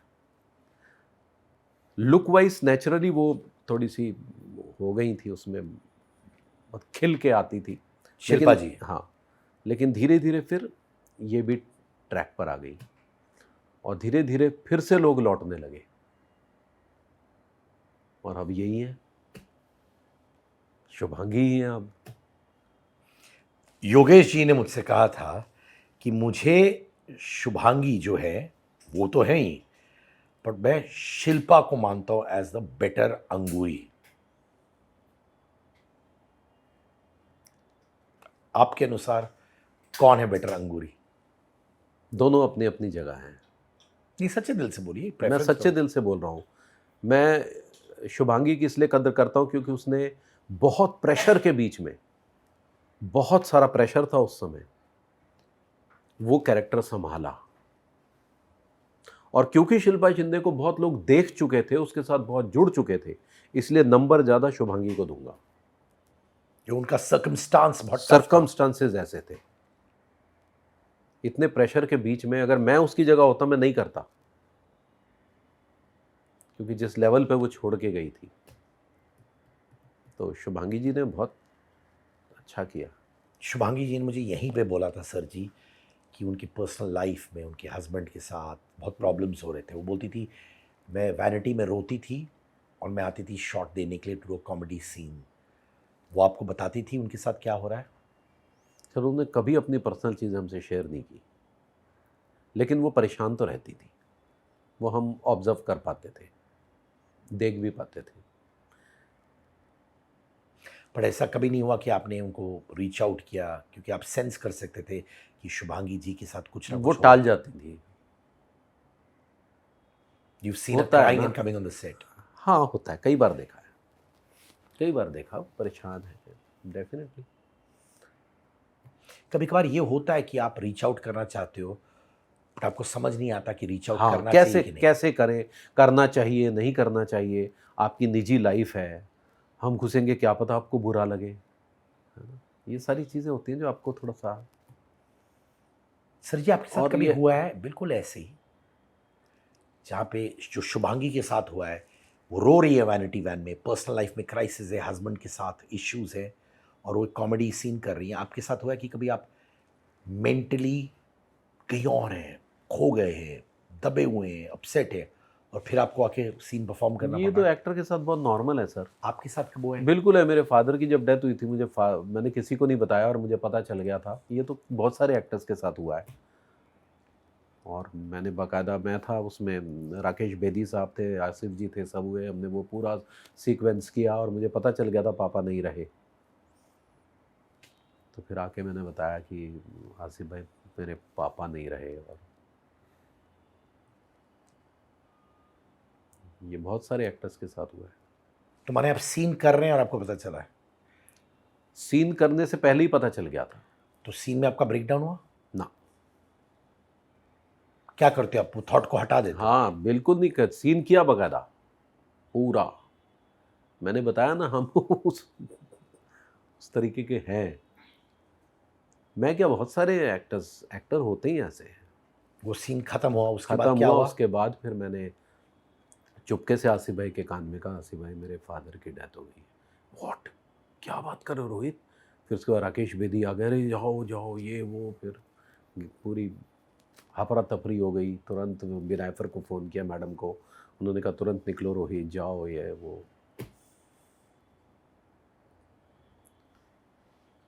टफ है। टफ तो होता ही है एक्टर की लाइफ में, ऐसा है। हम लोग बहुत बार यही सोचते हैं यार, अरे पैसे कमा रहे हैं, शोहरत है, ये सब। हम्म, जो आप लोग के साथ बिहाइंड द सीन होता है ना, हम्म। आप पर्सनल लाइफ कैसे मैनेज करते हो? आप 22-25 दिन शूट करते हो। नहीं, इसमें थैंक्स टू रेखा और इनको, ये मैनेज कर लेती है। पर शिकायतें भी खुद तो थोड़ी मैनेज करते होंगे। नहीं, हमने तो वहाँ पर अपने सेट के पीछे एक बड़ा अच्छा बंगलो खरीद रखा है और इन्होंने अलाउ कर दिया है कि ठीक है वहाँ आप रहो, जब छुट्टी हो यहाँ आ जाया करो। तो शी अंडरस्टैंड्स दैट। तो 22 दिन आप घर से दूर रहते हो? हाँ कह सकते हैं। हाँ, पूरा घर है वहाँ पर, क्योंकि सेट पर आना है 9 बजे, 5 मिनट में पहुँच जाते हैं वहाँ पर। ये अहमदाबाद रोड है, ट्रैफिक व्रैफिक से भी हम बच जाते हैं बहुत। तो माने तो 8 दिन लेकिन महीने में बीवी और बच्चों के साथ रहते हो आप? हाँ, आ जाता हूँ मैं, जैसे आज आ गया हूँ मैं। कल भी छुट्टी थी। नहीं, आज ही है, कल भी छुट्टी है। हाँ, तो 8 दिन महीने में वाइफ और बेटियों के साथ हाँ। रहते हो? लेकिन डेफिनेटली मैं इनको बहुत घुमाने तो नहीं ले जा पाता हूँ, सही बात है ये। हम ले दे के जून में शिमला जाते हैं, वो भी हमारा जब ड्रामा फेस्टिवल होता है उसके लिए। बच्चों ये की तो है। जो ग्रोथ हुई है, वो मिस आउट किया आपने? नहीं, ऐसा नहीं है। लापतागंज के दौरान तो यहीं था, गोरेगांव में ही था। नहीं, पर ये जो प्रोसेस होता है पिछले 10-11 साल का, बड़ी बेटी तो 22 की है, हाँ, छोटी 17 साल की है, हाँ, माने लिटरली 11 साल, माने वो 6 साल की हुई होंगी, हाँ, हाँ, 6 से 17, हाँ, होता है। 11 से अब क्या 22। करें, वो तो है ही ना, फिर नेचुरली होता ही है। वो लेकिन कभी वहाँ कंप्लेन वहाँ करते भी हैं? कभी कंप्लेन करते हैं? नहीं करते बेचारे, हाँ। कभी नहीं करते, ये कर लेती है। सर छोड़ देते हैं लाइन, हाँ? डेलुलू सोलुलू, बच्चे की जान लोगे क्या? हाई ऑन चाय, चाय प्रेमी विचित्र प्राणी, बुलाती है मगर जाने का नहीं। यस, अंगार्स latest collection of T shirts, hoodies, jumpsuits are out. Trendy, cool, new designs with slogans that you and I see in our daily lives at affordable prices. Also, if you're an Angar customer, if you have the Angar merchandise with you, click pics with them and post it on your Instagram and tag me at @Sid_Kannan, and I would love to repost them. Angar pehno or Angar machao.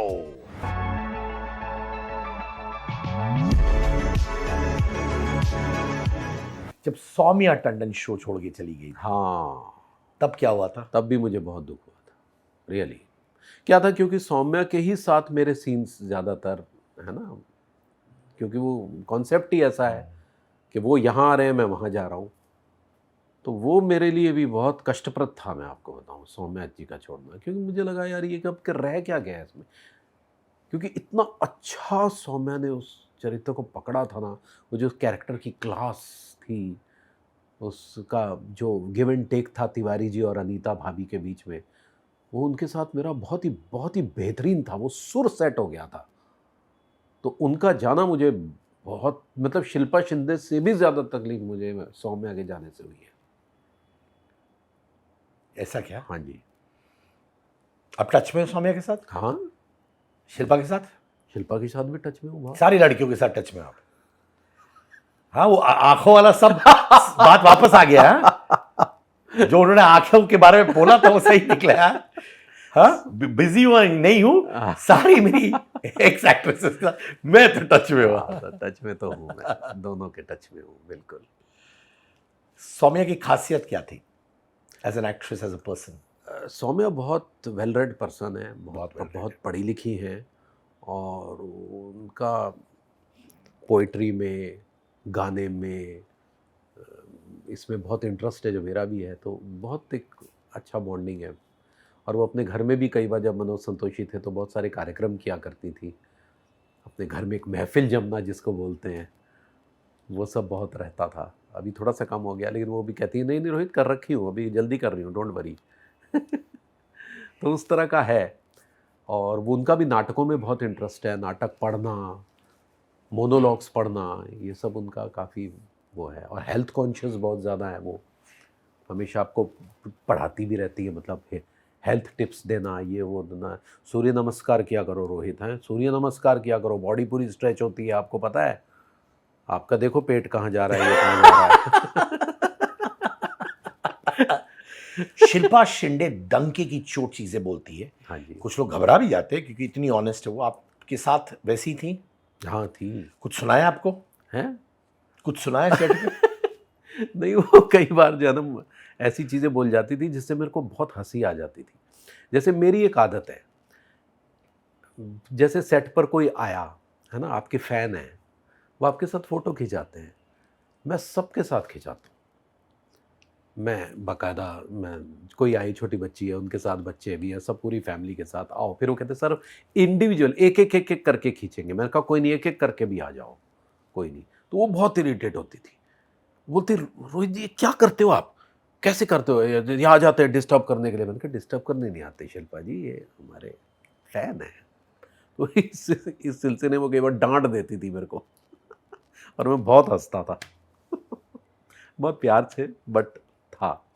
एक भाभी जी के बारे में एक segment है जो कहता है डबल मीनिंग जोक्स हैं, थोड़े वल्गर जोक्स हैं, वो आप मानते हो? मैं नहीं मानता। मुझे लगता है कि आज के दौर में, जबकि ओटीटी भी साथ साथ चल रहा है और आपको देखने के लिए हज़ार चीज़ें हैं, एक बटन पे सब कुछ है, ऐसे में अगर आप चीज़ों को थोड़ा सा आज के दौर का नहीं बनाएंगे, नहीं बिल्कुल भी न्यूडिटी वो सब नहीं, लेकिन अगर आप एक एज को छू के ऐसे जाएंगे और उसमें ह्यूमर है जो आज के लड़कों को पसंद है, आज की लड़कियां उससे उससे जुड़ती हैं, तो वो गलत नहीं है। और थोड़ा क्योंकि एज होना जरूरी भी है। हाँ, वो होना जरूरी भी, अदरवाइज फिर आप ब्लैंड क्या- हो जाएगा। हाँ, फिर आप क्या करो, देशभक्ति पढ़ा रहे हो क्या? ऐसा तो नहीं है।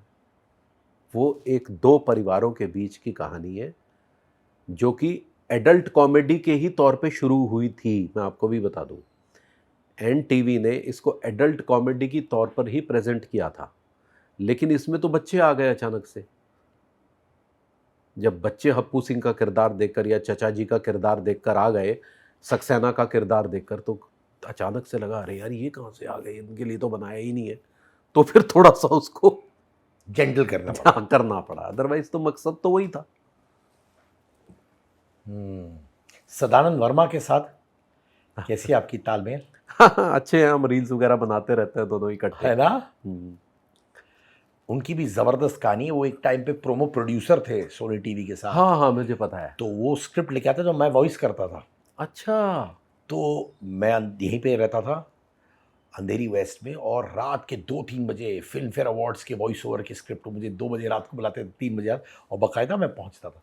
तो मुझे बहुत अच्छा लगा जब वो बहुत पॉपुलर हुए बड़े स्क्रीन पर। उनकी सिंप्लिसिटी अभी भी उतनी है, हाँ वैसे ही है। थोड़ा अभी हाँ अभी थोड़े से वो बातूनी हो गए हैं। अच्छा, अच्छी बातें करते हैं। हाँ अच्छी करते हैं। ये क्या होता है? ये भी आज के दौर का है। ऐसे नहीं, ऐसे अच्छा अच्छा है। Okay. पटती है दोनों की? हाँ मेरे साथ पड़ती है उनको। किसी के साथ पटती नहीं है क्या आपकी? कभी हुआ है? सच्चे दिल से, अगर नाम नहीं बोला तो मत बोलो, कभी हुआ है? नहीं ऐसा नहीं है, नहीं भी पटी है। किसके साथ? अब आप किससे के साथ भी पूछ रहे हो, बताओ। नहीं, नाम नहीं बताओ, बट सिचुएशन बताओ क्या हुआ। है बहुत सारे ऐसे दोस्त हैं जिनसे नहीं पटी है, नहीं पटी है। और एक्टर्स भी? हाँ एक्टर्स भी हैं। क्या हुआ, एक इंसिडेंट बताओ ना आप। वो नाटक के दौर की बात है। उस समय नहीं पटा, वो रिहर्सल में सही नहीं बैठी चीज़ें, तो उनको हमने काट दिया अपने जीवन से। कभी ऐसा हुआ कि जब आप फिल्म करने गए हो, और क्योंकि आपने इतना अच्छा दिया है लाइंस, आप थिएटर के हो तो ए वन टेक आर्टिस्ट भी होते होंगे आप, सामने वाला बड़ा एक्टर गड़बड़ी करता जा रहा है, आपके मन में चल रहा है ये क्या हो रहा है यार, हुआ है आपके साथ? ये एक्चुअली मेरे साथ टीवी में हुआ है। अच्छा। हाँ जब मैं नया आया था तो मैं वेद राही का एक सीरियल करता था, उसका नाम था मीराबाई की लाइफ पर था, वो यूटीवी का प्रोजेक्ट था। तो उसमें गोगा कपूर ऑफ कोर्स, मुझे विलन भी थे हाँ फिल्मों में ना। हाँ, और उनका मेरे साथ ही सीन था। और मैं राजकुमार उदय सिंह किया करता था, जो मीरा भाई के देवर थे।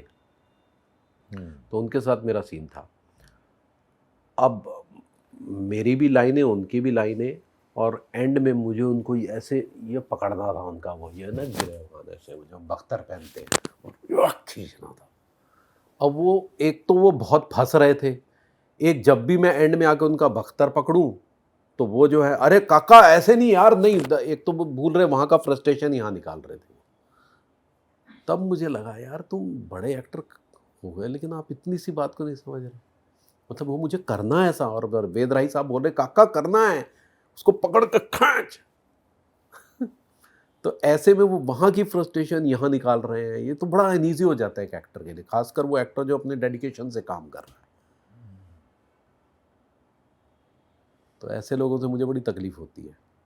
यहीं पे बैठे थे बहुत 1 साल पहले, नाम नहीं लूँगा, बट उन्होंने दिल से बहुत एक्टर्स की एक्टिंग को डिकोड किया। ठीक है, वो उनका पॉइंट ऑफ व्यू है कि ये गलत है, वो गलत है, ये गलत है, ये है, कुछ बोले, और अच्छे एक्टर भी है, and I respect him as an actor. 15 दिन बाद उनका फ़ोन आया मुझे रात को, बोला कि मुझे पैसे की ज़रूरत है, will you lend me money. तब मुझे लगा कि जो सवाल मैंने उनसे उस वक्त पूछा था कि भाई आप इतने कम रोल्स क्यों करते हो और इतने बड़े एक्टर हो, अच्छे एक्टर हो, तो बोले नहीं, अगर कोई मुझे ऐसा बोलता है तो मैं ना बोल देता हूँ, अगर मुझे कुछ चीज़ पसंद नहीं आती तो मैं छोड़ देता हूँ। बट अल्टीमेटली क्या हुआ, सिद्धार्थ करण जो आपको साल में 1 बार मिलता है, 15 दिन बाद आप उनको पैसे के लिए फ़ोन करते हो। तो यानी कि कभी कभार कुछ चीज़ें करनी पड़ती हैं ताकि फाइनेंशियली स्टेबल हो। एम आई राइट? जो आपने भी की होगी और शायद मैंने भी किया होगा। मुन्ना भाई में संजय दत्त के साथ बॉन्डिंग हुई आपकी? माने एक्चुअली क्या था, मुन्ना भाई जो लगे रहो मुन्ना भाई थी ना, उसमें मेरा एक बड़ा अच्छा सीन कट गया। हाँ वो अगर सीन होता तो बहुत इम्पोर्टेंट वो सीन था। एक्चुअली फिल्म की लेंथ बढ़ गई तो वो सीन कट गया। तो वो मैं, संजय दत्त और बोमन ईरानी ही थे उसमें। तब मेरी बड़ी अच्छी बॉन्डिंग उनके साथ बनी थी। बम्बन साहब के साथ तो मेरा बहुत ही अच्छा है, अभी भी है। मुझे बहुत पसंद है वो इंसान। दिलदार है। हाँ बहुत दिलदार, बहुत डिसिप्लिन्ड है। वो जो सीन कटी, हाँ आपको पता था कि वो कट रहा है कि नहीं, आप थिएटर में गए और फिर? नहीं वो डबिंग के दौरान पता चल गया था थोड़ा कि वो सीन नहीं रहा। आपने देखा ना उस सीन में, उस फिल्म में एक अहिंसा का एक पाठ पढ़ाया जाता है अलग अलग कैरेक्टर्स के। तो इस कैरेक्टर के थ्रू भी वो पाठ एक पढ़ाया गया था। इसकी एक कहानी थी, वो कहानी ही नहीं रही। अच्छा नहीं लगा होगा ना? हाँ कैसे अच्छा लगेगा, किसी को भी अच्छा नहीं लगेगा, बट ठीक है बड़ी फिल्में हैं। और कहीं और फिल्मों में आपका कटा हुआ है ऐसे? नहीं और फिल्मों में इस तरीके से मेरे साथ नहीं हुआ। यही था एक। संजय दत्त के पर कोर्ट केसेस भी थे ड्यूरिंग मुन्ना भाई, हम्म। बट उनका वातावरण कैसे था सेट में, अंदर ही अंदर? मैंने उस समय दो चीज़ें ऑब्जर्व की थी कि सीन ख़त्म होते ही वो अपने खोल में चले जाते थे, जैसे कहते हैं ना, शांत चुप, बस ऐसे नीचे देखते रहते थे। अरशद जी साथ बैठे हैं, अरशद भाई, लेकिन वो शांत, कुछ बातचीत ही मैंने ऑब्जर्व किया था उस दौरान, क्योंकि मैं भी था उन सीन्स में, चुप एकदम, जैसे किसी अजीब सी जगह खोए हुए हैं वो। फिर सीन हुआ तो हाँ चलो, सीन हुआ फिर, ये तो मैंने ऑब्जर्व किया था, डिस्टर्ब थे वो बहुत। होंगे ना सर। और बोलने वाले भी नहीं है वहां पे जिससे आप बोल सकते हैं। हाँ कैसे बोलेंगे बताइए ना। सुपरस्टार्स का लाइफ भी बहुत टफ होता हाँ है ना। बहुत टफ लाइफ होती है सर इन लोगों की, हमें लगता है ऐसा, बट बहुत सारी चीज़ों से जूझ रहे होते हैं। आमिर खान का अप्रोच कैसा था पीके में? बहुत अच्छा था, तो मुझे बहुत एनकरेज कर रहे थे वो। दिल्ली में हमारा सीन था, जब मैं उनको वो किले के बाहर वो कुछ सुसु कर रहे होते तो मैं पकड़ के उनको लेके आता हूँ, तो वो बड़ा बहुत मजा था, काफ़ी देर साथ थे हम लोग। वो भी जमीन से जुड़े हुए हैं ना। बहुत ज़मीन से जुड़े, बहुत अच्छे अभिनेता हैं। काफ़ी चीज़ें पूछ रहे थे मेरे से, कहाँ के हो, क्या करते हो, अच्छा नेशनल स्कूल ऑफ ड्रामा में थे, फिर ये वो, फिर इरफान की बातें हो रही थी, इरफान एक्टर की, उनके साथ बैठ के। हमारे इरफान खान साहब, हाँ। आपने उनके साथ भी काम किया है ना? इरफान के साथ मैंने एक फ़िल्म की थी जिसका नाम था प्रथा, आप अभी देख लो। वो राजा बुंदेला की फ़िल्म थी, वो हमने ललितपुर झांसी में शूट की थी, मेरा बहुत अच्छा रोल था उसमें। वो उनका पहला विलेनिश कैरेक्टर था, हासिल से भी पहले। उसका नाम था प्रथा। वो ये जो मंदिर में जो ये जो सो कॉल्ड पंडे होते हैं ना, इनकी लाइफ के ऊपर था कि वो कैसे हरास करते हैं लोगों को, कैसे अपने एक पॉलिटिकल चक्कर में फंसाते हैं, उसको लेकर वो फिल्म थी पूरी। तो वो हमने पूरी फिल्म साथ में की थी। कोई मेमोरीज हैं क्या? जब मैं फर्स्ट ईयर में था नेशनल स्कूल ऑफ ड्रामा में, तो ये थर्ड ईयर में थे, तो मेरी इनके साथ बहुत अच्छी बॉन्डिंग थी। हम जो नाटक करते थे, हमें जो फर्स्ट ईयर में कराए जाते थे एक्सरसाइजेज, उसमें ये लोग, इनसे मैं पूछता था जाके, क्योंकि इनके डिप्लोमा प्रोडक्शंस मैंने देखी थी बहुत अच्छी, तो मेरे को बहुत अच्छा एक्टर लगता था, तो मैं इनसे पूछता था, मुझे गाइड करते थे बहुत ज़्यादा रियलिस्टिक एक्टिंग को लेकर। काफ़ी बातचीत होती थी हमारी, डिस्कशंस बहुत होते थे, तो मेरे दोस्त थे वो बहुत अच्छे। इरफान, क्या कहते थे हमने एक आपसे? और सीरियल किया था, कौन सा? आपको पता होगा, सहारा टीवी एक टाइम में था, अरे सर ऑफ कोर्स, है ना, सहारा वन। सहारा वन। तो उस पर हमने एक सीरियल किया था राजपथ, वो राजा बुंदेला ने डायरेक्ट किया था, तो उसमें मैं मेन रोल में था, और ये एक मंत्री बने थे उसमें, जो ऊंचा सुनते हैं, कैबिनेट मंत्री थे। तो वो भी एक लंबी सीरीज हमने की थी, 6-7 महीने। इनफैक्ट जब वो गुजर गए थे, बहुत से लोगों को लगा, जो अच्छे एक्टर्स हैं उनको लगा उनके अंदर से कोई चला गया। आपके साथ भी ये हुआ? हाँ, मैं उनको फॉलो करता था एक्चुअली, मतलब मैं उनको कई बार कहता था कि कुछ तो गुरु दक्षिणा दे दो, रियलिस्टिक एक्टिंग कैसे आपके जैसी की जाए। तो बहुत ज़्यादा भेद खोलते नहीं थे। अपने पास ही रखूंगा। क्योंकि वो जो बोलते थे तो पता ही नहीं लगता था कि बोल रहे हैं यार, डायलॉग ऐसे छोड़ देते थे। हाँ, ये कुछ एक गिफ्टेड चीज़ें भी होती हैं, मैं तो गिफ्टेड मानता हूँ इन चीज़ों को।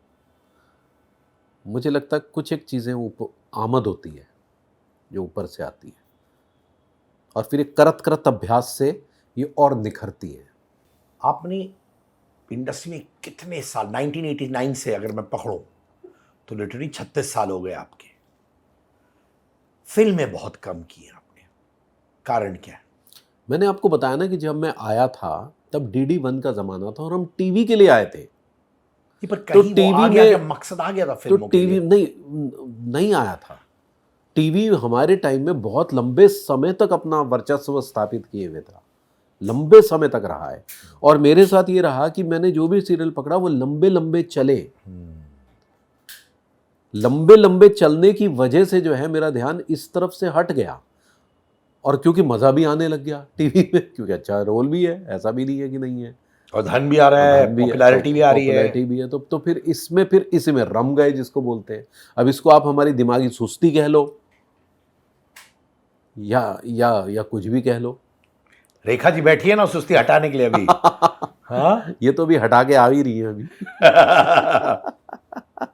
सर कभी हुआ है, क्योंकि आप टेलीविजन के स्टार हैं, कभी कभार फिल्में जो आपको मिल रही हैं या लोग आपको बुलाते हैं फिल्म की मीटिंग के लिए, कभी बोलते हैं अच्छा तुम टीवी स्टार हो, बहुत ज़्यादा दिखे हो? नहीं, मेरे साथ ऐसा नहीं हुआ। कभी नहीं हुआ?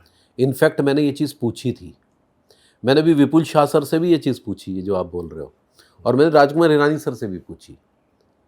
मैंने कहा आप ऐसा सोचते हो क्या? ऐसा साफ पूछा है मैंने, आप ऐसा सोचते हैं कि हम टीवी स्टार हैं तो आप हमको कम तवज्जो? बोलते बिल्कुल भी नहीं, बिल्कुल भी नहीं। हम आपको लेते हैं क्योंकि आप अच्छे एक्टर हैं और आपकी वजह से हमारा काम आसान होता है। I think that's what the basis should be always ना सर जी। राजकुमार हिरानी ने कहा मैं उस लेवल पे सोचता ही नहीं रोहित, जिस दिन तेरे लिए बढ़िया होगा ना मैं तेरे को खुद फ़ोन करूँगा, और मैं करता भी हूँ। ऐसी बात हुई थी, और वो होगा, देख लेना आप। अरे मुझे यकीन है सर, मुझे यकीन है सर। विपुल जी ने भी मेरे को ये कहा, यार रोहित कितनी बार हमने तुम लोगों को अप्रोच करने की कोशिश की है, लेकिन तुम बिजी रहते हो यार, है ना रेखा? तो आप अब क्या सीन है, तो अभी भाभी जी छोड़ने की सोच रहे हो क्या? नहीं नहीं, बिल्कुल नहीं। तो फिर कहाँ टाइम निकालोगे ये सब अब चीज़ों के? देखेंगे ना, जब वो ऊपर वाला करेगा वो भी होगा। उसका रिएक्शन इमीडिएट है, अरे भाई मेरा पत्ता क्यों काट रहे हो शो में ऐसे? वो भी समय आएगा, ऐसा नहीं है। नहीं नहीं, जो भी होगा अच्छा होगा। देखिए आप लोग अच्छे एक्टर्स हैं सर जी, और आज आपका का टाइम कभी जाएगा ही नहीं। और आज का दौर बहुत अच्छा है, मैं आपको बताऊं, आज का दौर एक्टर्स का दौर है। I agree. हाँ, आपने देखा कि सुपरस्टार्स हैं वो एक्टर्स बनना चाहते हैं। बिल्कुल बिल्कुल। सॉरी आप कुछ कह रहे थे? एक्टर्स का दौर है, बहुत अच्छे अच्छे डायरेक्टर आए हैं जो हमारे जैसे लोगों के साथ बाकायदा काम करना चाहते हैं। वो आते हैं बाकायदा हमसे बात करने, चाहे छोटी छोटी शॉर्ट फिल्मों के लिए भी आते हैं, और मैं करता भी हूँ। तो बड़े क्रिएटिव हैं आजकल के, सिनेमेटोग्राफर्स बहुत अच्छे हैं, राइटर्स बहुत अच्छे हैं, डायरेक्टर्स बड़े कमाल के लड़के हैं। ये सारे जो आजकल की पौध है, ये आगे के लोग हैं, तो हम भी इनके साथ जो है धीरे धीरे। थैंक यू सर जी कि आप आए। कितने सालों से हम लोग कोऑर्डिनेट कर रहे हैं। हाँ, और मुझे बहुत अच्छा लगा रियली। मुझे यकीन है कि आने वाले जनरेशन्स भी ये देखेंगे, क्योंकि मैं इसको कहता हूँ लेगेसी पॉडकास्ट। लेगेसी पॉडकास्ट मेरे लिए होता है वो लोग जो ईयर्स डाउन द लाइन लोग याद रखेंगे, उनके बारे में समझेंगे, उनको स्टडी करेंगे। मैं आपको ज़बान दे रहा हूँ कि ये लोग देखेंगे आपकी वजह से, और years down the line visit करते रहेंगे।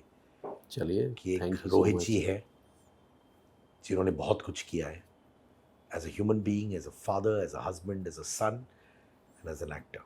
मैं एक छोटा गिफ्ट देना चाहता हूँ आपको। एक सेकंड। Thank you. अरे रखिए,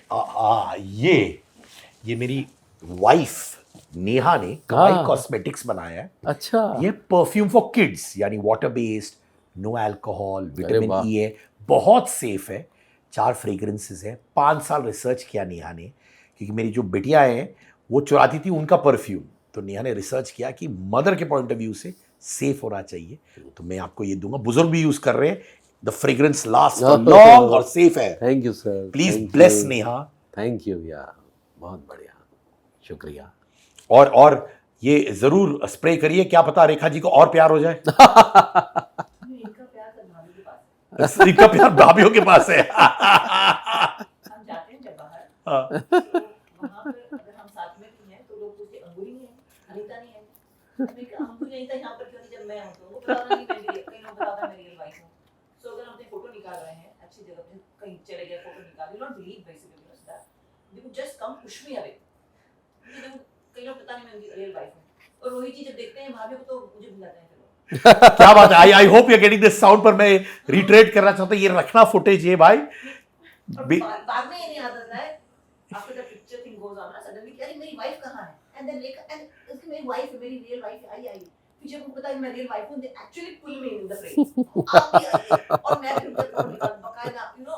और कई औरतें मुझे ऐसे So I've gone through all this thing, but now I'm used to because he's popular and I get money in the house. 30 second में समझा देता हूँ. बेसिकली अगर ये है कि रेखा जी कहती है कि भाभियों के आप दीवाने, भाभियां आपकी दीवानी है, आप भूल जाते पब्लिक प्लेस में जब भाभी हमारी ओरिजिनल भाभी रेखा जी रहती है, भूल जाते उनको और बाकी सारी भाभियों के साथ अब मिलते रहते हैं. रियल लाइफ ही हो गया इनका कैरेक्टर ऐसे. Thank you so much Rohit ji, thank you, बहुत अच्छा शुक्रिया, लगा, thank thank you you. So much. और वाकई में आंखें बहुत बोलती है. रोहिताश फॉर कई बार गॉड. मुझे ही कहते हैं